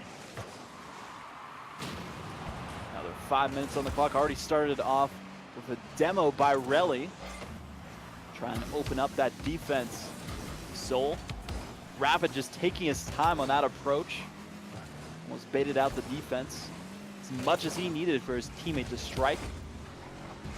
Not enough to keep it in their side for long. Only a few seconds is where it remained in their end as Bork gets it past Rapid. Not past the last two defenders. Rod Greg with approach of his own. Will be taking control by Relly. Just trying to flick it past the defense on his own. Almost beat both of them. Good angle by Rapid. They know those solo plays are their strong suit for this Kim Kardashian squad, but no, it doesn't matter. Nap has an even stronger suit of his own, full of aces. He pulled out of a hat for that one. And this is the full team play. Raw Greg to Bork to Nap gives them the lead in game 4. That's exactly what we wanted to see, and I think my voice has died. Absolutely fantastic. What a save by Bork! The defense almost died there for a moment, but can't talk too soon as Relly gets Raw Greg to commit an own goal on that play. Very close as well, barely off the post, would have just skirted across the goal line. And instead, he backflipped it into the net. We're already tied up with very stellar first minute of action in this 4th game, potentially final one of Seoul Esports. Get the victory. And this is the kind of back and forth we really wanted to see between these two teams. Let them just stand there and throw the haymakers at each other, and whoever is the least bloody at the end of it can be the winner. You know, we don't have to have a fencing match here. Let's let these guys go toe-to-toe, and it's a lot of fun to watch. Hopefully, we get to see a little bit more offensive prowess from Rapid. We know that he has an incredible striking ability, but he's yet to showcase that. If he can bring that out, I think Kim Kardashian can pull this reverse sweep off. All but impossible at this point, especially with all the time remaining on the clock. Still currently tied 1-1 as we approach the 3-minute remaining mark. Seoul Esports feeling a lot more pressure than they are used to on the defensive end. Rod Greg, who stepped up big in their second win, trying to put some more pressure on of his own. That one almost snuck past both defenders who came together for that pinch out of the post. We're seeing a lot of double commits on defense by Kim Kardashian, but a dangerous shot in front of the net. Dropped down. Slow touch. Not enough for Kim Kardashian. Get that lead. There is a touch by Bork, popped up into the air. Rapid with a touch of his own. Past Bork. Relly not really setting up anyone on that play. Gives it up to Raw Greg as Bork got a block, but again, for both sides of the pitch, no one really in position for the receptions on any of these plays or just put the final touch into the back of the net.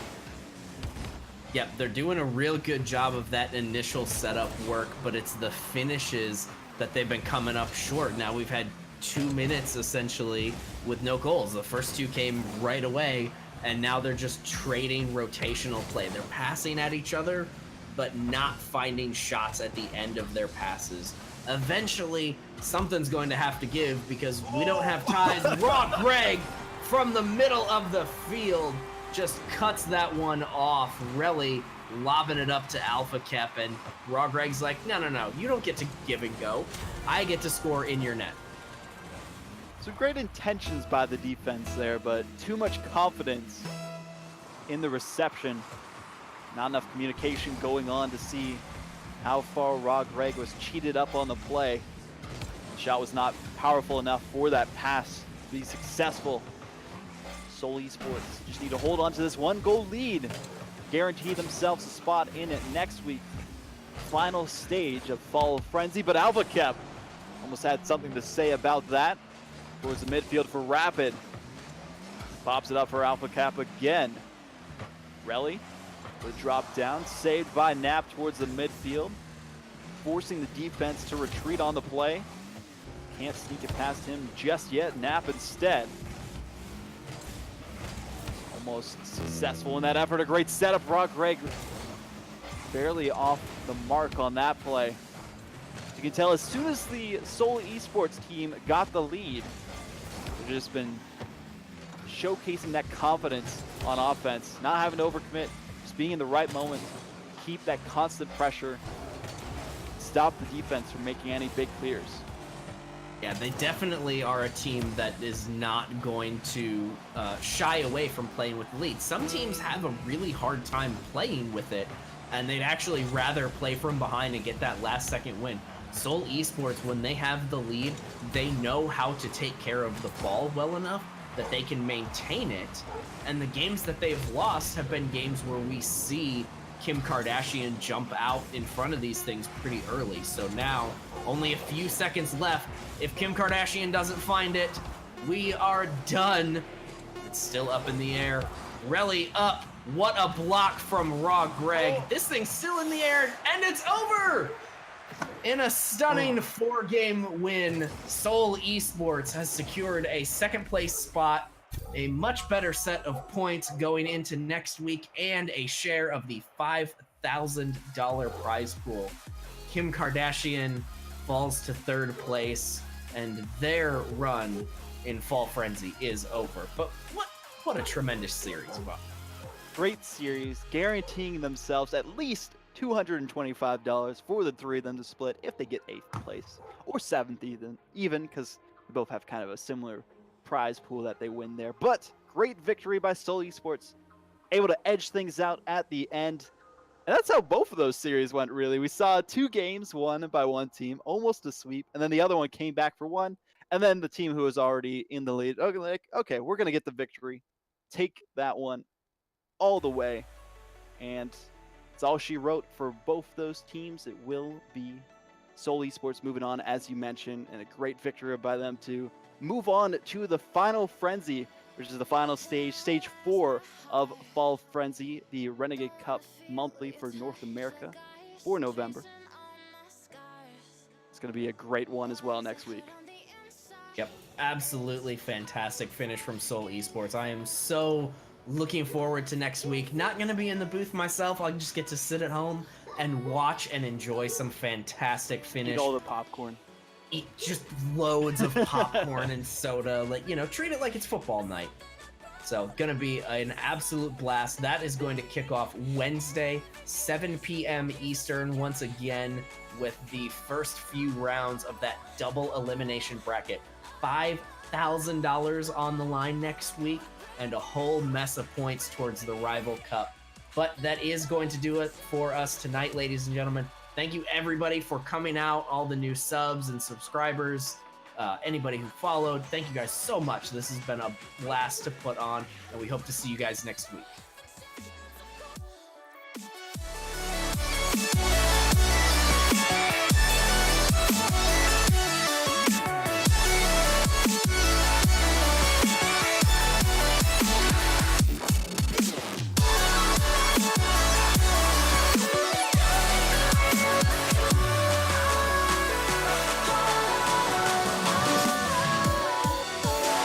Frozen in my dream, I can't escape the thoughts of you.